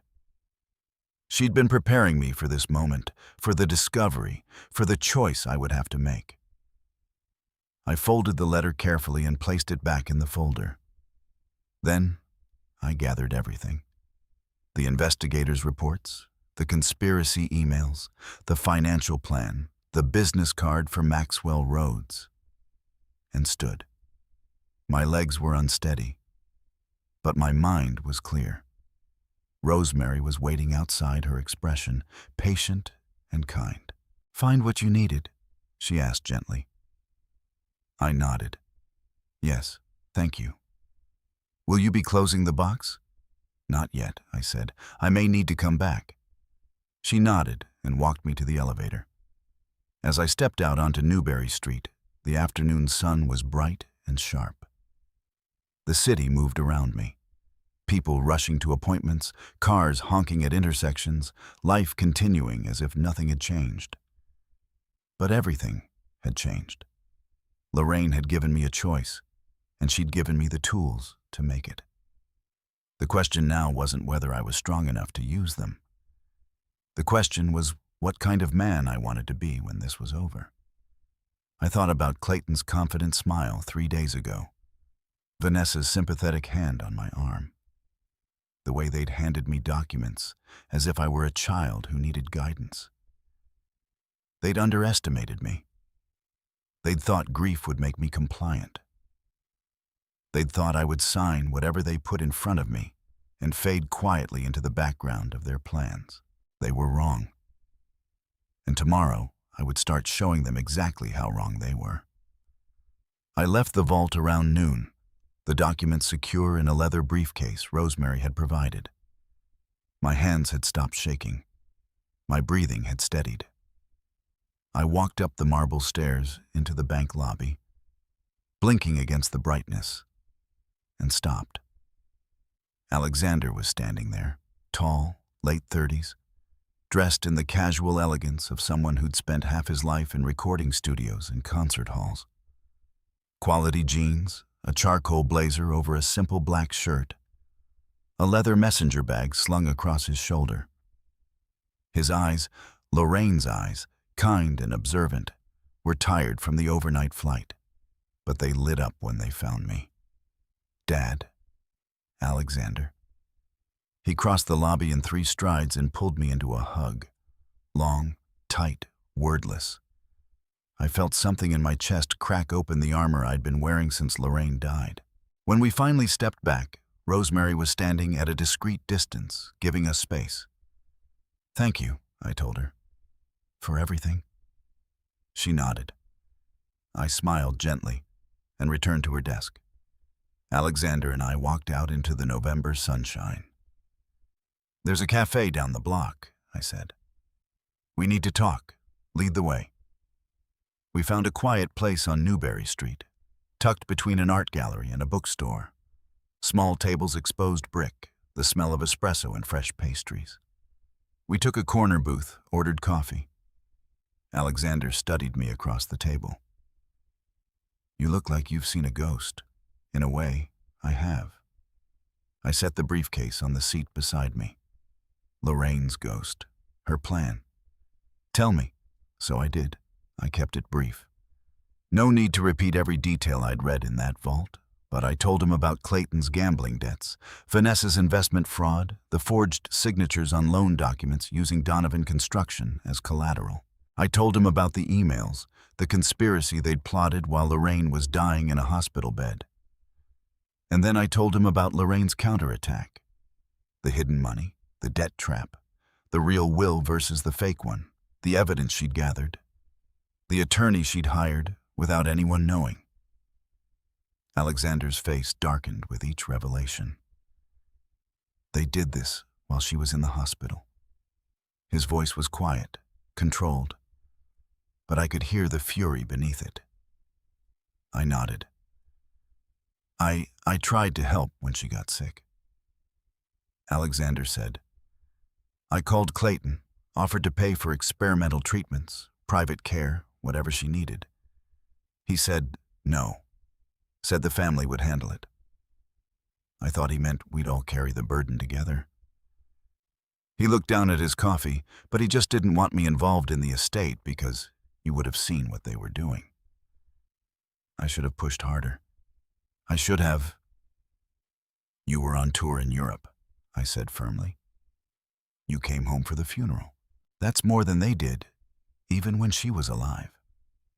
Alexander's jaw tightened. He picked up his coffee, set it down without drinking. Clayton used to be different, he said quietly. When we were kids, he was not warm exactly, but decent, responsible, and Vanessa was sweet. She'd bake cookies, send birthday cards. He shook his head. I don't know when it changed. Money changes people or reveals who they always were. Silence settled between us. Around us, the cafe hummed with Friday afternoon energy. Students on laptops, couples sharing pastries, a world that felt impossibly normal. When Mom called me 2 months ago, Alexander said she didn't give me details. But she said if anything happened to you, if Clayton and Vanessa tried something, I should come home immediately. She said you'd need help. She was right. She usually was. A sad smile crossed his face. She also told me something else. She said, Alexander, your father is stronger than he thinks, but he spent 22 years being kind. Sometimes kindness looks like weakness to cruel people. Don't let them mistake one for the other. My throat tightened. She knew you'd fight back. Alexander continued. She just wanted to make sure you had the weapons to do it. I thought of the folders in my briefcase, the evidence, the hidden accounts, the trap Lorraine had so carefully constructed. What do we do now? Alexander asked. There's an attorney, Maxwell Rhodes. Lorraine left his card. I think we need to see him today. Today? Alexander nodded. Then let's go together. Together. We paid for the coffee and walked out into the afternoon. The sun was high now, warming the brick sidewalks of Newbury Street. Shoppers strolled past boutique windows. A street musician played saxophone on the corner. Life going on oblivious to the battle being waged in wills and bank vaults. Dad. Alexander glanced at me as we walked. For what it's worth, I'm proud of you for not just rolling over, for fighting. I haven't done anything yet. You found the key. You went to the bank. You're still standing. He adjusted his messenger bag. That's more than they expected. We turned onto Federal Street. Office buildings rose around us, glass and granite reaching toward the sky. Maxwell Rhodes's office was in a tower at the corner. Older than the banks around it, but solid, respectable. We stopped at the entrance. Ready? Alexander asked. I thought of Lorraine, of her final letter, of the words she'd written. Live, Benjamin, live fully for both of us. Ready? I said. We walked through the revolving doors together. For the first time since Lorraine died, I didn't feel alone. Friday afternoon, Benjamin and Alexander stood outside a modest building on Federal Street in downtown Boston. The brass plaque beside the entrance read, Rhodes and Associates, Attorneys at Law. We took the elevator to the 5th floor. The reception area was small, but professional dark wood furniture framed law degrees, a view of the financial district through tall windows. The receptionist looked up and smiled. Mr. Donovan, Mr. Rhodes is expecting you. Go right in. She gestured toward a heavy oak door. Maxwell Rhodes stood as we entered. Early 60s silver hair combed back sharp, intelligent eyes behind wire-rimmed glasses. He wore a navy suit that had seen better days, but was impeccably pressed. There was a quiet confidence about him, the kind that came from decades of courtroom battles. "Mr. Donovan." He extended his hand. His grip was firm, warm. "Alexander, please sit." We took the chairs across from his desk. The office was lined with law books, case files stacked with military precision. On the credenza behind him, a photograph of a younger Rhodes with a woman and 2 children. "Family, I've been waiting for this meeting," Maxwell said, settling into his chair. "Your wife was one of the most intelligent clients I've ever had the privilege to represent. How long did you work with her?" I asked. "She hired me 8 months ago after she discovered the irregularities, the conspiracy," Alexander said flatly. Maxwell nodded. "Yes. Let me walk you through the timeline." He opened a folder on his desk, organized, annotated everything Lorraine would have approved of. Lorraine first suspected Clayton and Vanessa were planning something about 9 months ago. Small things. Financial questions they asked. Their sudden interest in the estate structure. She hired a private investigator, James Miller. Excellent work, and he uncovered everything. "The gambling," I said. "The fraud," Alexander added. "The forgeries," Maxwell finished. "And the emails. The conspiracy they were orchestrating while she was dying." He leaned back in his chair. "Lorraine came to me with all the evidence. She asked me to evaluate her options." "And what were they?" I asked. "Option 1, criminal prosecution, file charges. Let the state handle it." Maxwell's expression was somber. She refused. She said, "They're still my children. I won't destroy them. But I won't let them destroy Benjamin either." Alexander's jaw tightened. "Option 2, Maxwell continued, was financial justice. Create a structure that would protect you, Mr. Donovan, while ensuring Clayton and Vanessa faced consequences proportional to their actions." "The debt trap," I said. "Precisely." Maxwell pulled out another document. "We moved assets into Donovan Holdings, LLC. Completely legal, completely clean. They can't trace it. The account is in your name and Lorraine's joint signatories. It became active 7 months ago, and the mortgages on the properties. Lorraine took those out deliberately. She mortgaged the Boston house and the Big Sioux villa beyond their market value. If Clayton and Vanessa inherit those properties, they inherit debt that will bankrupt them within months." "And the wills?" Alexander asked. Maxwell smiled thinly. "Ah, yes. Lorraine created 2 wills. The first a decoy she allowed to be filed through Gerald Peaton's office. That will leave the properties to Clayton and Vanessa with minimal provisions for your father." "Gerald doesn't know?" I asked. "Gerald Peaton is a good man, but his firm has a leak, a paralegal Clayton befriended years ago. Lorraine discovered this. She quietly stopped using Gerald's firm for sensitive matters and came to me. Gerald has no idea the will in his possession is outdated." "And the real will?" I asked. Maxwell opened his safe and withdrew a sealed envelope. He laid it on the desk. "This is the real will. Executed 6 weeks before Lorraine died. Properly witnessed, notarized, legally unassailable. It supersedes anything filed with Gerald's office." He slid it across the desk to me. I broke the seal, read the first page. "I, Lorraine Donovan, being of sound mind and body, do hereby bequeath all assets, properties, and accounts to my husband, Benjamin Donovan." "She left me everything," I said quietly. "With one stipulation," Maxwell said. "You have sole discretion to gift the Boston and Big Sioux properties to Clayton and Vanessa, if you choose to do so. Those gifts include all associated debts and obligations." Alexander leaned forward.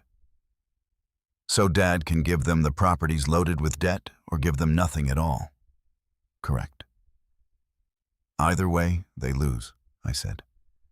Either way, they face the consequences of their choices. Maxwell folded his hands. If they accept the properties the debt transfers with ownership, they'll face foreclosure within 3 to 6 months.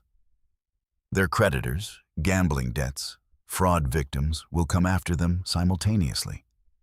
Total exposure approximately $1.3 million. And if they refuse the gift, then they inherit nothing from the estate, and their existing creditors will still pursue them. Either path leads to the same destination.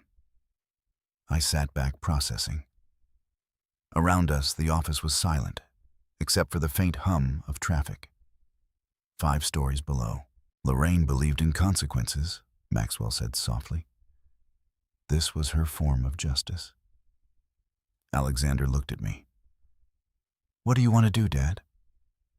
I thought of the emails, Clayton's contempt. He's too soft. He won't fight back. I thought of Vanessa's cruelty. Mom's confused from the medication. I thought of Lorraine spending her final weeks building this fortress to protect me. I met Maxwell's eyes. I want to finish what Lorraine started. I said justice her way. Maxwell nodded slowly. Then we'll need to move quickly. Clayton and Vanessa will figure out something's wrong soon. When they do, they'll fight. Let them, Alexander said. His voice was still. Maxwell stood and extended his hand again. Then, let's begin. Maxwell nodded and began spreading documents across the conference table. Alexander and I leaned forward, watching as he laid out the battle plan with methodical precision. Here's how we proceed, Maxwell said. We let them think they've won until the very last moment. He arranged the papers like chess pieces. Step 1. I contact Gerald Piton tonight. I'll inform him that I was Lorraine's actual attorney for the past 8 months. He'll be shocked, but he'll cooperate. Gerald was deceived, not complicit. Will he believe you? I asked. I have documentation. Lorraine left a letter for him explaining everything, why she switched firms, why she kept it secret. Gerald's a professional. Once he sees the evidence, he'll understand. Maxwell tapped the next document. Step 2. We schedule a final settlement meeting at Gerald's office. Neutral territory. Clayton and Vanessa will expect a simple signing ceremony transferring assets, closing the estate. Instead, they'll walk into a reckoning. When? Alexander asked. Next Friday, 1 week from today, 2 o'clock. Why wait a week? I asked. Preparation. I need to coordinate with Gerald, draft the documents, ensure everything is airtight. And Maxwell glanced at Alexander. I believe we have an advantage they don't know about. Me? Alexander said you. Maxwell smiled slightly. They think Benjamin is alone and vulnerable. Your presence arriving mid-meeting will shatter that illusion. He outlined Alexander's role. Don't attend from the start. Wait in a private office. Maxwell would text a signal, then walk in during the confrontation. Psychological impact, Maxwell explained. The successful son they dismissed will witness their collapse. It will compound their humiliation. I can do that, Alexander said quietly. I shifted in my seat. What about criminal charges, the fraud, the forged signatures? Maxwell's expression grew somber. We have evidence, but prosecution would require Lorraine's testimony, which we no longer have. The cases would be difficult outcomes, uncertain. Civil fraud charges could work, but they'd take years. He tapped the stack of documents. This way, the consequences are immediate. Financial collapse is more certain than jail time. Mom chose the guaranteed option. Alexander said, Your mother was pragmatic. She knew this would hurt them more than prison. Their reputations, their lifestyles, their illusions of success, all destroyed. Maxwell pulled out specific documents and explained each one. Gift deeds transferring the properties with the debt attached. Debt assumption agreements they must sign accepting all obligations. Release documents. Benjamin is freed from any estate liability. Evidence packets. Everything they need to see to understand what they've walked into. He spread financial summaries across the table. When they see these numbers, 5.9 million in debt versus 4.75 million in assets, they'll realize the trap. What if they refuse everything? I asked. Then they leave with nothing, and within 30 to 60 days their existing creditors will file lawsuits. Wage garnishments, asset seizures, bankruptcy. Either path leads to ruin. Silence settled over the conference table. Through the window, Boston's financial district gleamed in the afternoon sun towers of glass and steel, where fortunes were made and lost every day. Alexander spoke carefully. Dad, are you absolutely certain? Once we do this, there's no going back. They were Mom's children. I looked at my son, at Maxwell, then down at the documents spread before me. They made their choice when they conspired against Lorraine while she was dying. I said when they forged my signature, when they called me too soft in their emails, when they planned to throw me out of my own home within 30 days of her death. My voice was steady, quiet, final. They chose greed.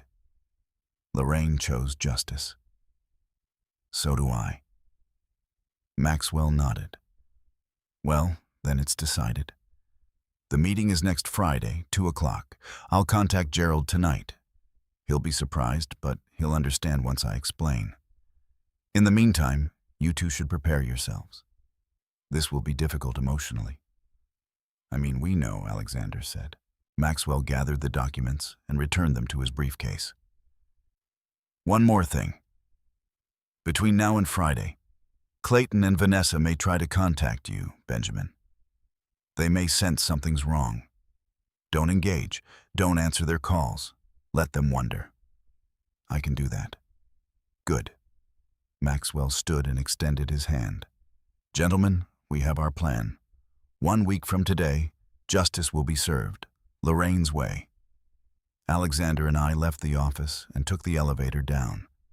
The descent felt longer than the ascent waited with what we just set in motion.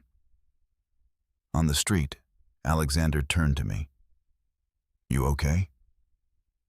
No, I said honestly, but I will be. We walked to where I'd parked on Federal Street. The November air was crisp, the sun already low on the horizon. Friday afternoon, traffic hummed around us. Where are you staying? I asked. I was going to get a hotel, but stay at the house. Your old room is still there. Lorraine never let me change it. Alexander smiled sadly. I'd like that. We climbed into my car. As I started the engine, Alexander asked quietly, Dad, are you ready for this? I thought of Lorraine's letter. Her final words, live, Benjamin. Live fully for both of us. I have to be, I said. For Lorraine, I pulled out into traffic and we drove toward Cambridge together. Behind us, in his 5th-floor office, Maxwell Rhodes was already drafting the documents that would bring Clayton and Vanessa's world crashing down. 1 week, 7 days until everything changed before I reveal what happened in that room. If you're still here with me, comment the number 15 below, so I know you're standing through this with me. What happened next changed everything. And one important note before we continue. The next part of this story includes dramatized elements created for narrative and educational purposes. If this kind of content isn't for you, this is the moment you can step away. Friday, 2 o'clock. The clock on the wall inside Gerald Piton's conference room ticked with quiet authority as I stepped through the door and paused just long enough to take in the room. Sunlight filtered through tall windows overlooking Federal Street, casting sharp rectangles of light across the polished mahogany table. The room smelled faintly of leather and old paper, neutral, professional, unfeeling. Clayton sat at the head of the table as though it already belonged to him. His suit was immaculate navy with a subtle pinstripe cufflinks catching the light when he moved. He leaned back with one ankle resting casually on the opposite knee, radiating the relaxed confidence of a man who believed he was moments away from securing his victory. Vanessa sat to his right posture, upright hands folded atop a leather portfolio. She offered me a thin, cautious smile. Bethany, seated slightly apart, scrolled idly through her phone, her expression bored, as though this were merely another administrative inconvenience to check off before dinner reservations. Benjamin Clayton said smoothly, gesturing toward an empty chair across from him. "Good. Let's keep this efficient." Gerald stood near the window rather than taking his usual seat. His shoulders were tense, and the crease between his brows suggested something was weighing on him. He cleared his throat. "Before we begin," he said, voice lower than usual, "there's someone you need to meet." Clayton's eyes narrowed. "What are you talking about?" The conference room door opened again. A man stepped inside carrying a black briefcase. He was in his early 60s, silver hair, neatly combed back posture, straight without stiffness. His presence filled the room, not through volume, but through certainty. "Good afternoon," he said calmly. "My name is Maxwell Rhodes. I represent the estate of Lorraine Donovan." The silence that followed was immediate and sharp. Clayton blinked. "Excuse me." Maxwell set his briefcase on the table with deliberate care and unlatched it. Mr. Peaton's firm ceased representation of Mrs. Donovan 2 months prior to her passing. "That's absurd," Clayton snapped. "Gerald has handled our family matters for years." Gerald stepped forward, voice heavy. "Clayton, I wasn't aware of the change. I was not informed. There was a breach of confidentiality within Mr. Peaton's firm." Maxwell continued evenly. "Mrs. Donovan discovered it and chose to transfer representation privately. Mr. Peaton was not complicit. He was simply unaware." Clayton's composure thinned. "This is ridiculous. The will is already filed." Maxwell removed a slim laptop from his briefcase and connected it to the conference room screen. With a soft click, the display illuminated. "Let's clarify which will you're referring to." 2 documents appeared side by side. The first, Maxwell said, pointing to the left, dated 8 months ago. The second executed 6 weeks prior to Mrs. Donovan's death. Vanessa leaned forward involuntarily. "Under Massachusetts law," Maxwell continued, "the most recent valid will supersede all prior versions." Clayton rose halfway from his chair. She wasn't thinking clearly at that point.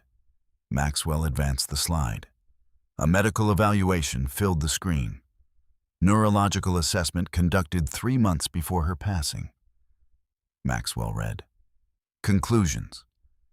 Donovan was fully competent and capable of executing legal documents. She demonstrated clarity of thought and independent judgment. Vanessa's fingers curled against the edge of the table. Maxwell did not rush. He did not raise his voice. He allowed each piece of information to settle before introducing the next. The slide changed again. Photographs. Clayton in casinos. Rhino, Las Vegas, Atlantic City. Timestamps stamped boldly beneath each image. Stacks of chips. Cash exchanged. Tables lit in harsh fluorescent glare. Financial summaries followed. "Total gambling debt over the last 12 months, Maxwell said calmly. $560,000. Clayton's jaw clenched, but he said nothing. The next image showed loan applications. On the left, a scanned signature labeled Benjamin Donovan. On the right, authenticated signature samples. The discrepancies were glaring. These documents were submitted to financial institutions using forged authorization, Maxwell said. Collateral listed included interests in Donovan Construction. Clayton opened his mouth as if to object, then closed it again. Vanessa shifted in her chair. Maxwell changed the slide once more. Client statements, withdrawal discrepancies, transfer logs, offshore accounts. Pierce Financial Advisory, he read, operated without appropriate licensing. Misappropriated funds totaling approximately $740,000. Vanessa's composure fractured, her face drained of color. Maxwell advanced again. Emails appeared on the screen, lines of text projected large and undeniable. Mom's diagnosis is stage 4, 6 to 12 months. We restructure the estate before she dies. Benjamin won't be a problem. She's weak. Stall her. As soon as she's gone, we move. Each sentence echoed in the quiet room. Vanessa's breathing grew uneven. Clayton's knuckles whitened around the edge of the table. All of this, Maxwell said, is admissible. The final slide appeared. A financial summary. Boston residence appraised value $2.1 million. Mortgage $2.4 million. Big Sioux property appraised $2.65 million. Mortgage $3.5 million. Combined assets $4.75 million. Combined debt $5.9 million. Net position negative $1.15 million. Clayton stared at the numbers as if they might rearrange themselves if he focused hard enough. Mrs. Donovan refinanced both properties 6 months ago, Maxwell said. Those liabilities transfer with ownership. This is a setup, Clayton muttered. It is a legal structure, Maxwell corrected. Clayton's voice rose. We refuse. Then you inherit nothing, Maxwell replied. And your existing creditors, estimated at approximately $1.3 million between you, will proceed independently. The air in the room thickened. The conference room door opened once more. Alexander stepped inside. Clayton's head snapped toward him. Vanessa's lips parted in shock. Alexander, she whispered. He walked in calmly, closing the door behind him. I'm here for my father, he said quietly. Clayton scoffed. This isn't your concern. Alexander's gaze did not waver. It became my concern the moment you decided to turn her illness into an opportunity. Silence. I rose from my seat. For a moment, I looked at them not as adversaries, but as people I had once tried to love like my own. 22 years, I said softly. I tried to be present, to support you, to treat you as my children. Neither met my eyes. She saw everything. I continued, and she left me a choice. I slid a stack of documents across the table. Here are the terms, I said. You may accept transfer of the properties, along with all associated debt. Or you may decline and walk away with no claim on the estate. Vanessa's hand trembled. Benjamin, please. You have 5 minutes, I said evenly. The clock on the wall ticked. Bethany stood abruptly and stepped away from the table, distancing herself physically from the conversation. Clayton exhaled sharply. You can't do this. I already have, I replied. Vanessa reached toward me, eyes wet. We made mistakes. Yes, I said quietly. You did. Clayton grabbed a pen. This is coercion, he said through clenched teeth. Maxwell folded his hands. It is an agreement. Clayton signed. Vanessa followed. The scratch of pen against paper seemed louder than the ticking clock. Bethany walked out without a word. Clayton stood jaw tight, refusing to look at me. Vanessa kept her gaze lowered. They left together, but not united. The door closed behind them. Gerald exhaled slowly. I truly didn't know. I believe you, I said. Maxwell shut down the projector and closed his briefcase. They have 30 days before lenders initiate foreclosure procedures, he said. Alexander stepped beside me, resting a steady hand on my shoulder. The room returned to stillness. Chairs, table, windows overlooking Federal Street. But something fundamental had shifted. The weight that had pressed against my chest for weeks loosened. It's finished, Maxwell said quietly. I nodded. For the first time since Lorraine's funeral, I inhaled without feeling like the air might break me. And I understood something simple and irreversible. They had expected me to disappear. Instead, I stood. 3 months later, I found myself standing barefoot on the cedar deck of a house that did not carry the weight of history. The Pacific stretched before me, vast and indifferent, its surface shifting from silver to pale blue. As the sun climbed slowly above the horizon, morning light spilled across the water in quiet bands, and for the first time in a long while, I felt no urgency pressing against my ribs. The house in Metairie was not grand. It did not need to be. Weathered shingles, wide windows that invited the sea inside a narrow path lined with succulents and smooth coastal stones.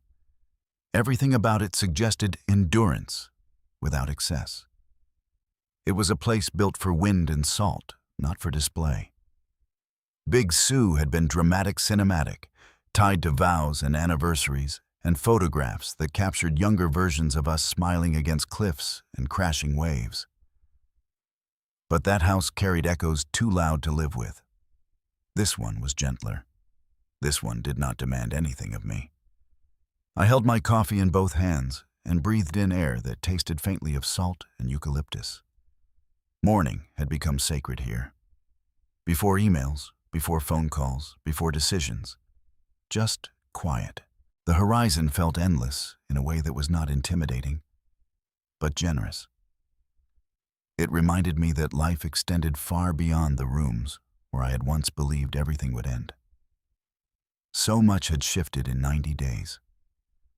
The Boston brownstone was no longer mine, nor was the villa overlooking the Pacific cliffs where Lorraine and I had once renewed our vows. I sold both properties before legal machinery could grind them down further. The process had been methodical, not emotional. Contracts reviewed, signatures placed, funds transferred, mortgages extinguished, liens satisfied. I watched the numbers settle with the detached clarity of someone who understood that buildings, however beautiful, were never the heart of a life. They were its container. Donovan Construction had been harder to release. 30 years of projects crews scaffolding the smell of concrete dust in the early morning air. Those memories lived not in walls, but in muscle and instinct. I sold the company to my foreman and the crew who had worked beside me for decades. They knew its rhythm. They understood the value of doing something well and doing it honestly. I did not want a corporation swallowing it whole. I wanted it to continue breathing in familiar hands. The transaction felt less like a sale and more like a passing of stewardship. When the paperwork was complete, I packed what mattered. Lorraine's letters, a handful of photographs, a set of old drafting pencils I could not bring myself to discard. I loaded my truck and drove west. 3,000 meters of highways, motel, roadside, diners, states blurring into one another. I did not rush. I did not linger. I simply moved forward. The funds secured under Donovan Holdings, $8.75 million, remained invested under professional management, structured to generate stability rather than extravagance. I chose to live quietly off the interest. I did not want a life defined by wealth. I wanted one defined by peace. Clayton and Vanessa crossed my thoughts occasionally, like distant weather reports that no longer required immediate attention. I knew enough to understand that consequences had unfolded as expected. Bankruptcy filings, suspensions, civil complaints advancing through courts. Their lives had narrowed. Their choices had returned to them. I felt no satisfaction in that knowledge. The collapse of someone else's world is not a victory. It is simply gravity doing what gravity does. Bethany had left Clayton swiftly. News reached me indirectly through mutual acquaintances. She relocated, remarried, resumed a version of the life she preferred. I bore her no ill will. Survival takes different shapes for different people. My days in Metairie found a rhythm. I rose early, walked along the coastal path. While fog still hovered over the water, returned home as sunlight burned through the mist. I began volunteering at a local community center that offered support groups for widowers. Men in their 60s and 70s who sat in folding chairs, hands clasped, unsure how to fill the hours once structured around another person's breathing. I did not present myself as an expert. I simply listened. Grief, I discovered, is less about losing someone than about losing the version of yourself that existed beside them. We rebuild that version slowly, often reluctantly. The men spoke of empty closets, untouched coffee mugs, the strange disorientation of cooking for one. I recognized the weight in their words. I also established a scholarship at Boston University in Lorraine's name, specifically within the architecture department. Lorraine had always admired thoughtful design spaces that balanced strength and beauty. The scholarship was modest, but intentional, awarded to students who demonstrated both skill and integrity. I wanted her name attached not to monuments, but to beginnings. Allison Rodas had reached out inviting me to speak to a group focused on financial recovery and accountability. I had not yet committed. I was still considering how much of my experience belonged to me and how much could serve others. 2 days ago, a letter arrived. The envelope was worn, the handwriting uneven, but deliberate. Georgia postmark. I placed it on the kitchen table and left it there for 48 hours. Not out of fear, out of caution. Some words alter the equilibrium of a room. I wanted to ensure I was steady before reading it. When I finally opened it, Vanessa's handwriting filled several pages. She did not ask for money. She did not request reconciliation. She wrote to say she was sorry, that greed had dismantled everything she believed secure, that she had betrayed not only me, but herself. Therapy sessions, restitution efforts, retail work replacing conference rooms, and tailored suits. She wrote that she did not recognize the woman she had become in those emails, that she wished she could return to the daughter her mother once believed her to be. She did not expect forgiveness. She only wanted acknowledgement. I read her letter 3 times. Then I stepped outside and watched the ocean for nearly an hour. Waves do not judge. They rise and fall without commentary. Eventually, I returned inside and wrote back. I thanked her for her honesty. I told her I did not hate her. I never had. Hatred requires sustained energy, and I had no desire to carry that weight. But trust once broken in that manner does not reassemble itself neatly. I wished her steadiness, growth, clarity from a distance. Closure does not always feel dramatic. Sometimes it feels like placing a final period at the end of a sentence. I mailed the letter that afternoon and felt neither triumph nor regret, only completion. That evening, Alexander arrived. His visits had become regular, unforced. He no longer came solely out of concern. He came because he enjoyed being there. We grilled fish on the deck, poured wine, allowed silence to stretch comfortably between us. The sky shifted from blue to amber pelicans gliding low over the water. "Do you think she would approve?" he asked quietly, gaze fixed on the horizon. "Of what? Of how it unfolded?" I considered before answering. She would have wished it unnecessary, I said, but she valued accountability. So yes, he nodded slowly. You handled it with restraint. I handled it with clarity. I corrected gently. Restraint was a byproduct. He smiled faintly. We sat as the sun dipped lower light, spilling gold across the surface of the Pacific. Dad, he said after a while, setting his glass aside. There's something she told me. My pulse shifted subtly, a place he continued. She said, when you were ready to say goodbye properly, you would know. She left something there. I already knew the answer before he spoke it. The bench, I said softly. By the Charles River. He nodded. She made me promise not to mention it until you had built something new. Until you weren't living in reaction anymore. I thought of the months since her passing, the choices made without anger, the mornings spent walking beside water that belonged to no one, the scholarship, the mentoring, the quiet redefinition of self. Maybe readiness does not arrive like a thunderclap. Maybe it accumulates quietly until you realize you are no longer afraid of what you will feel. When I asked, whenever you decide, I looked back toward the ocean, vast, patient, unending.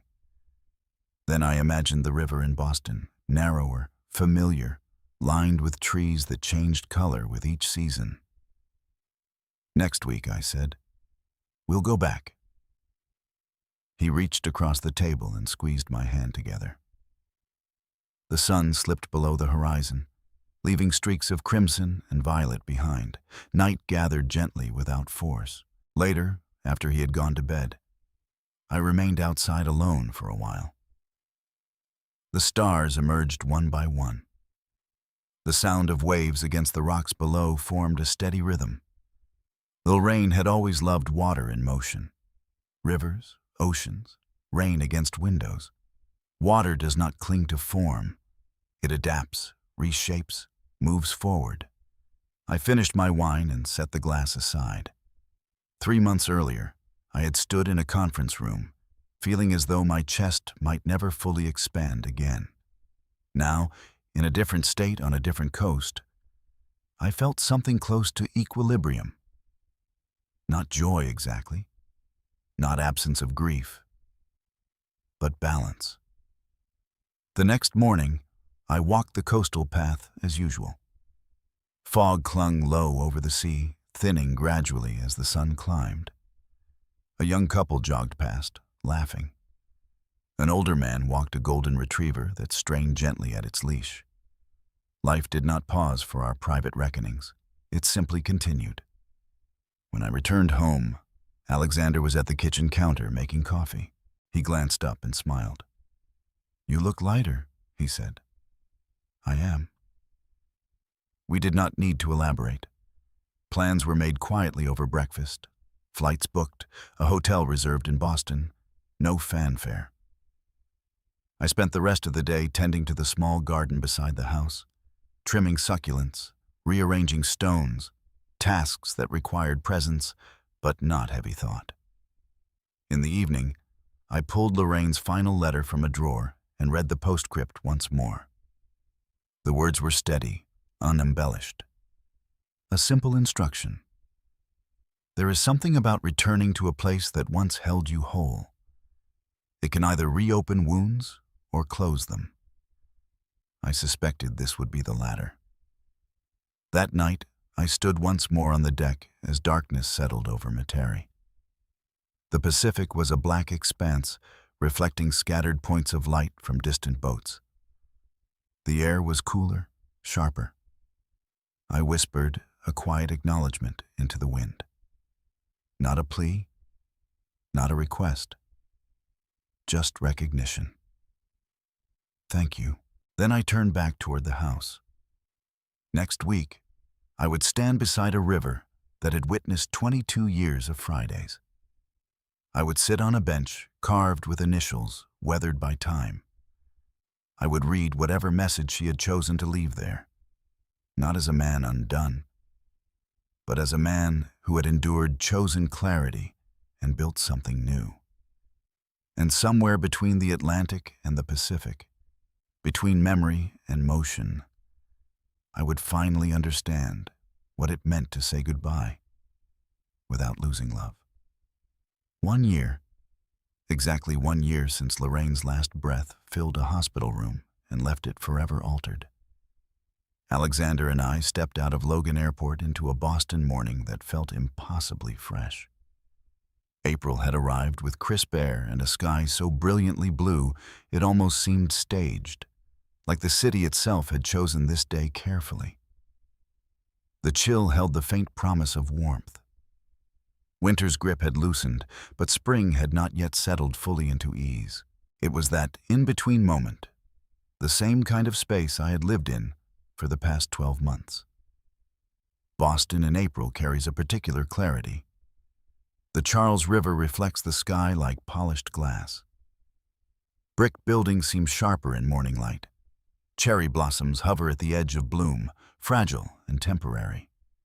Their beauty intensified precisely because it will not last long. We walked toward the esplanade in quiet understanding. Alexander did not rush me. He did not fill the silence with distraction. He matched his stride to mine hands, tucked into his coat pockets, shoulders relaxed but attentive.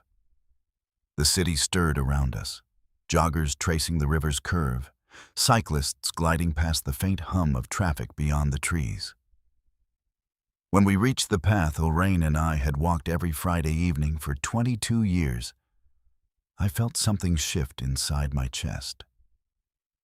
Not pain exactly, but recognition. Cherry trees lined the walkway, their branches heavy with pale pink blossoms just beginning to open fully. Petals loosened with each gentle breeze floating downward like deliberate confetti. They gathered along the pavement in soft drifts, coloring the ground in shades of blush and ivory. "There," I said quietly. The bench waited ahead, positioned exactly where river and skyline met in a perfect line of sight. Wooden slats worn smooth by decades of seasons, metal arms cool beneath the morning air. I slowed several feet away. For a moment I could not move closer. Alexander stopped beside me without comment. His presence felt steady, like a lighthouse beam that does not demand attention, yet remains constant. Every Friday I murmured more to myself than to him, no matter the weather. Rain, snow, humidity. This was ours. I remembered the routine vividly. We would leave work behind for a few hours, walk the familiar stretch of path, sit here as the sun slipped lower. Sometimes we talked about projects, dreams, frustrations. Sometimes we discussed nothing meaningful at all, and sometimes we said nothing, content simply to occupy the same silence. Those evenings had formed a rhythm as natural as breathing. I inhaled deeply and stepped forward. The bench felt smaller than I remembered, or perhaps I had changed. We sat side by side. The old carving was still visible beneath weather and time. LF plus LF, always together. The letters had softened at the edges, but remained legible. I traced them lightly with my fingertips, feeling grooves cut years ago by a pocket knife and youthful certainty. "Dad," Alexander said softly, his voice almost reverent. "There's something else." I looked closer. Beside the carving, mounted carefully and without ostentation, was a small brass plaque. The metal caught the morning light gently. I leaned in and read the inscription aloud, my voice unsteady. Even when apart we walked together. "Live fully, my love." L beneath her initial was a date. 1 week before she died, the air seemed to thin around me. "When did this?" I began, unable to finish the sentence. Alexander's eyes shone not with sorrow, but with tenderness. "She called me 6 weeks before she passed. He said she asked me to arrange it." She told me when he comes back here, he needs to know I've released him. I don't want him waiting beside memory. I want him living. I swallowed. I had it installed 2 months ago. He continued, I wanted to make sure you were ready, that you weren't coming back to cling. You were coming back to close the circle. Cherry blossoms began to fall more steadily, stirred by a stronger breeze. Petals brushed against my coat, gathered along the bench, drifted across the river's surface like small boats without destination. One petal landed in my open palm. It was impossibly delicate, translucent at the edges, perfect in its impermanence. She's here, I whispered. Memory arrived with startling clarity. Lorraine sitting exactly where I sat now, spring sunlight catching in her dark hair. She had tilted her head back once, laughing as petals caught in her curls. This, she had said, squeezing my hand, is happiness. Not the future, not the past. This moment. I had not fully understood the weight of that statement. Then I did now. I'm living, I said quietly, addressing the river, the sky, the wind. I am for both of us. From my jacket pocket, I removed white tulips, the same flowers she carried on our wedding day. I had searched 3 florists that morning to find them fresh and unblemished. I placed them gently at the base of the bench. Alexander's hand rested on my shoulder. We sat without speaking. Life unfolded around us without hesitation. A group of students passed, laughing loudly. A mother chased a toddler wobbling dangerously close to the path's edge. A couple jogged by in synchronized rhythm. An elderly man walked a golden retriever whose tail swayed with uncomplicated joy. The world had not paused during my grief. It had simply continued. Thank you for being here, I said. Always, Alexander replied. That's what family does. His words carried no bitterness, only certainty. Family isn't defined by lineage, I said slowly. It's defined by presence, by showing up. He nodded. The breeze shifted again, scattering petals in a brief spiral around us. They clung to my coat sleeve, to his shoulder, to the tulips resting below the plaque. Mom loved these trees, he said. She once told me they reminded her that beauty doesn't need permanence to have value. I closed my eyes briefly. She was right. Tears came, but they were not sharp or violent. They felt cleansing like rain that clears dust from windows. We remained seated longer than necessary, allowing the moment to settle into something complete rather than unfinished. Eventually, we rose. The path back toward the city felt different now. Not heavier, not lighter, simply integrated. We passed the small cafe El Rain and I had frequented after nearly every Friday walk. Coffee? I asked. Alexander smiled immediately. She'd insist. Inside, warmth enveloped us. The scent of roasted beans mingled with baked bread. Nothing about the space had changed. The chalkboard menu, the mismatched chairs, the faint jazz playing from speakers near the counter. We ordered and found a corner table. As I wrapped my hands around the cup, I felt the quiet pleasure of heat seeping into my palms. You know what surprises me? I said, what? I spent so much of our marriage afraid of losing her. Afraid that happiness might be temporary. And then it was. And yet, I'm still here. Alexander leaned back slightly. Considering she prepared you, he said. She did.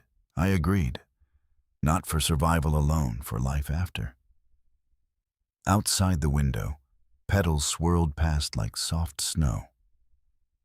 Love doesn't vanish, I continued. It shifts. It becomes part of the air you breathe. He smiled. I see it, he said, in how you talk about her, It's not pain anymore. It's gratitude. That word felt accurate. We finished our coffee slowly, neither eager to rush the day. That evening, we met Maxwell and Allison for dinner. The restaurant buzzed with quiet conversation and clinking glasses. We shared stories not of confrontation or betrayal, but of Lorraine's humor, her stubbornness, her unexpected generosity. Laughter rose naturally. I realized that grief had changed texture. It was no longer a sharp edge. It was a smooth stone I could hold without cutting myself. The next morning, Alexander and I flew back to California. When we landed, the Pacific greeted us with its wide, untroubled expanse. Weeks passed. Monterey's mornings returned to their steady rhythm, fog rolling in, sun breaking through, coffee warming my hands. Alexander visited again not long after our return, bringing his guitar. One evening, as the sun dipped low, he played a piece he had been composing. It was soft at first, tentative chords that felt like footsteps on gravel. Then it swelled into something expansive and hopeful. "What's it called?" I asked when he finished. "Renewal," he said. It fit. Allison called to inform me that the mentorship program had expanded. More men attending, more conversations happening. "Would you consider speaking at a conference this fall?" she asked. "Yes," I replied without hesitation. The idea of standing before others and sharing what I had learned no longer frightened me. If anything, it felt like a natural extension of survival. One afternoon, my phone buzzed with a photograph sent by a friend in Boston. Cherry blossoms in full bloom along the Esplanade, the river reflecting pink and white like a watercolor painting. I set the image as my wallpaper, not as an anchor to the past, but as a reminder that seasons return. Life here in Metairie settled into something quietly beautiful. Not dramatic, not extravagant, just steady. I tended to the small garden beside the house, adjusting stones, trimming plants. I volunteered twice a week. I read more than I had in years. Some evenings I stood on the deck, watching the Pacific absorb the sun's final light. Other evenings, Alexander played softly while we spoke of plans that did not revolve around loss. Grief did not disappear. It became a companion that walked beside me without dictating direction. People often say that time heals. I do not think time heals. I think clarity heals. Acceptance heals. Choice heals. 1 year after Lorraine's passing, I understood something simple and profound. Love had not ended with her life. It had changed shape. Clayton and Vanessa had attempted to dismantle the tangible structures of my world. Houses, businesses, accounts. They had failed to understand that the foundation beneath those structures had never been financial. It had been built over 22 years of partnership, of shared mornings and Friday walks of quiet trust. That foundation could not be mortgaged. It could not be transferred. It could not be erased. Standing on my deck one morning, Pacific stretching wide before me, I whispered into the breeze, "Thank you, not for the pain, not for the conflict, but for the years, for the strength forged quietly in hospital rooms and kitchen conversations, for Alexander, for the freedom to build again." The wind carried the words outward, dispersing them across water that did not cling. I turned back toward the house. There were dishes to wash, calls to return, a speech outline to draft. Life waited, and this time I did not hesitate to step toward it. If you've listened to my journey from beginning to end, I want to share something important with you. This wasn't just my experience. This is a cautionary tale that could touch any of us when we least expect it. My family's story began with hope, with genuine effort to build connections across bloodlines, with belief that love could transcend biology. For 22 years, I poured everything into relationships I thought were real, only to discover they'd been transactional all along. That realization almost broke me. But here's what I've learned. Sometimes God allows us to face betrayal, not to destroy us, but to reveal who truly stands beside us when everything crumbles. These grandpa stories, we carry the wisdom earned through pain, the lessons learned from being blindsided by those we trusted. They matter because they can protect others from making our mistakes. I'm sharing mine, hoping it reaches someone who needs to hear it before it's too late. Don't be like I was. Don't ignore the uncomfortable feelings when something doesn't add up. Don't silence your instincts because confrontation feels awkward or because you're afraid of being labeled difficult or suspicious. I dismissed countless red flags over the years. Clayton's gambling that I rationalized as occasional entertainment. Vanessa's vague explanations about her business practices, the way they'd appear only when they needed something, then vanish for months. I told myself that's just how busy modern families operate. I convinced myself that love meant giving people endless chances, never questioning, always trusting. But that wasn't love that was enabling. That was fear disguised as patience. My family story taught me that genuine relationships require reciprocity. They require people showing up not just during celebrations when cameras are present, but during chemotherapy appointments, during late-night hospital vigils, during ordinary Tuesday evenings when nothing special is happening, except simply being present. Alexander understood this. He was thousands of miles away, pursuing his music career. Yet he remained more connected to his mother and to me than Clayton and Vanessa ever were while living in the same city. Grandpa stories like mine reveal an uncomfortable truth. Family can be the source of our deepest wounds precisely because we trust them with access to our most vulnerable places. Clayton and Vanessa didn't just want money. They wanted everything. And they were willing to exploit their dying mother's name to get it. That level of calculated betrayal doesn't happen overnight. It builds gradually, testing boundaries, seeing what they can take without consequence. What saved me wasn't my own wisdom. I had none in those dark early days. What saved me was Lorraine's foresight and love. While I was being passive, she was being strategic. While I was trusting blindly, she was gathering evidence. While I thought I was honoring her by avoiding conflict with her children, she was building a fortress around me because she knew conflict was inevitable and I'd need protection. God works through people like Lorraine, like Alexander, like Maxwell Rhodes. He places protectors in our path even when we don't recognize our need for protection. That's grace. That's provision we don't deserve, but receive anyway. If you're watching this and thinking about your own family story, the relationships that drain you, the relatives who only call when they need something, the people who mistake your kindness for stupidity, I want you to hear this clearly. It's not disloyal to protect yourself. It's not unloving to enforce boundaries.